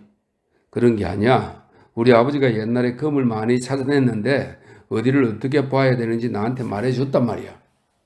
커다란 금덩이를 찾아내고 싶지? 당연하지. 너가 한 번도 본 적이 없는 사탕만큼 커다란 금덩이를 찾아낼 거야. 나는 원래 맹세 같은 거 하면 안 되는데 그래도 나도 꼭 찾고 싶어. 나도야. 우리 샘으로 가보자. 어린 여자아이들도 끼리끼리 모여 자기가 얼마나 인기가 있으며 앞으로 얼마나 근사하게 살게 될 건지를 수줍게 자랑했다. 여자는 불가에서 식구들의 배를 채워줄 음식을 서둘러 요리했다. 돈이 좀 있는 집은 돼지고기에 감자와 양파를 넣은 요리를 만들었다. 냄비에 구운 비스켓이나 옥수수빵에 그레이비 소스도 듬뿍 곁들여냈다. 그리고 저민 고기나 베이컨을 준비하고 검은색 쓴 차도 깡통에 담아 내놓았다. 돈이 부족한 집은 밀가루 반죽을 바삭바삭하게 갈색으로 튀겨서 그 위에 고기 국물을 부었다. 돈이 아주 많거나 돈을 제대로 쓸 줄 모르는 사람들은 콩 통조림과 복숭아 통조림, 그리고 빵집에서 포장해서 파는 빵과 케이크를 먹었다. 하지만 그들은 천막 안에서 몰래 이 음식들을 먹었다. 그렇게 좋은 음식을 내놓고 먹는 것은 별로 좋은 일이 아니었으므로 그래도 밀가루 튀김을 먹던 아이들은 콩 데우는 냄새를 맡고 속상해했다. 저녁 식사가 끝나고 설거지도 끝나면 어둠이 내렸다. 남자들은 쭈그리고 앉아 서로 이야기를 나누었다. 그들은 두고 온 땅에 대해 이야기했다. 그 땅이 어떻게 될지 모르겠다고, 시골이 엉망이 되어버렸다고. 그래도 언젠가 다시 제대로 돌아올 거야. 그때는 우리가 거기 살고 있지 않겠지만 그들은 생각했다. 어쩌면 우리가 모르는 사이에 뭔가 죄를 지었는지도 몰라. 어떤 사람이 그러는데 말이야. 정부에서 일하는 친구였는데 그 친구 말이 땅이 골짜기처럼 깎여버렸대. 정부에서 일하는 친구가 한 말이야. 지형선을 가로질러서 쟁기질을 하면 땅이 그렇게 파이지 않는다는구먼. 그 말을 시험해 볼 기회는 한 번도 없었지만 게다가 새로운 그 감독관도 지형선을 가로질러서 땅을 갈지 않더라고. 일항을 4마일이나 쭉 파는데 그게 중간에서 멈추는 법도 없고 휘는 법도 없어. 그리고 그들은 나직한 목소리로 자기들의 고향에 대해 이야기했다. 풍차 밑에 작은 냉창고가 하나 있었지. 우유에서 크림을 뽑아내거나 수박을 차게 보관할 때 거기를 썼는데 화끈한 여자보다 더 뜨거운 한낮에 거기 들어가면 얼마나 시원한지 몰라. 거기서 수박을 잘라 먹으면 이가 시릴 정도지. 그 정도로 시원했다니까. 수조에서 물이 뚝뚝 떨어질 정도로. 그들은 자신들이 겪은 슬픈 일에 대해서도 이야기했다. 내 동생 찰리는 머리가 옥수수처럼 노란색이었어. 이미 다 자란 어른이었지. 아코디언 솜씨도 아주 좋았는데 어느 날 그 애가 쓰레기를 하다가 일항을 고르러 올라갔는데 방울뱀 한 마리가 윙윙 소리를 내며 나타난 거야. 말들이 놀라서 냅다 따라가는 바람에 쓰레가 찰리 몸 위로 떨어졌지. 그 뾰족한 끝이 그의 배에 박혀버린 거야. 그의 머리는 도망가는 말들한테 끌려다니고. 아이고. 그들은 미래에 대해 이야기했다. 거기 가면 어떻게 살게 될까?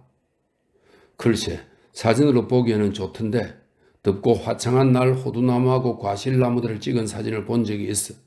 나무들 바로 뒤 엎어지면 코 닿을 때 눈이 쌓인 높은 산이 하나 있었지. 경치가 아주 좋더라고. 일자리만 얻을 수 있다면 아무 문제 없을 거야. 겨울에도 춥지 않다니까. 학교 가는 길에 애들이 꽁꽁 어는 일도 없겠다.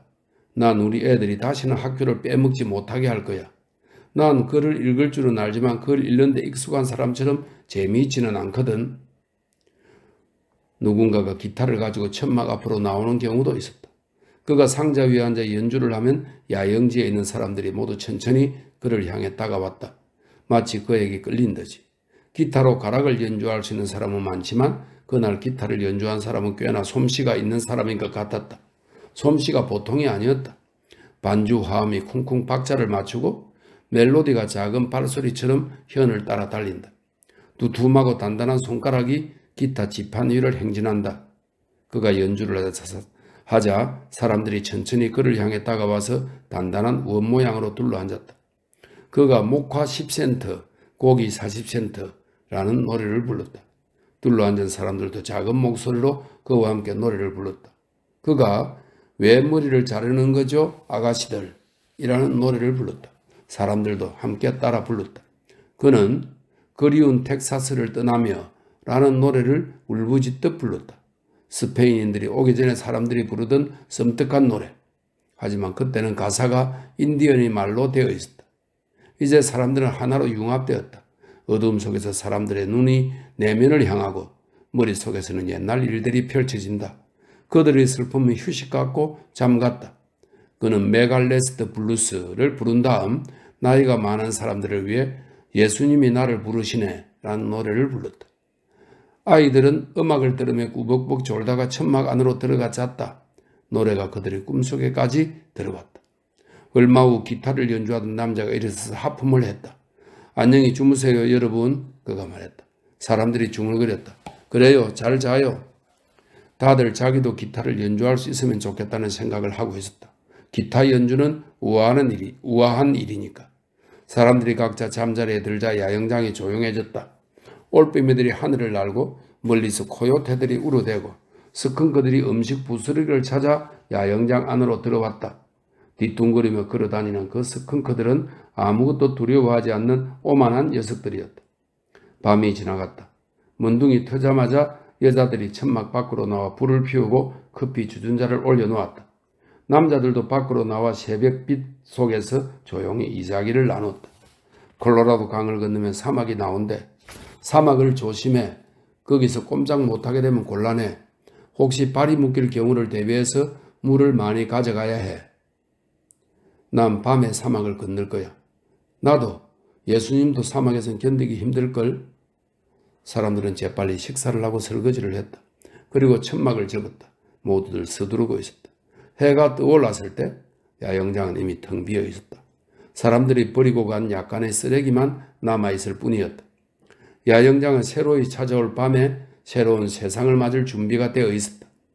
이주민들이 탄 차가 고속도로를 따라 벌레처럼 느리느리 기어갔다. 그리고 콘크리트로 만든 좁은 길이 앞으로 길게 뻗어 있었다.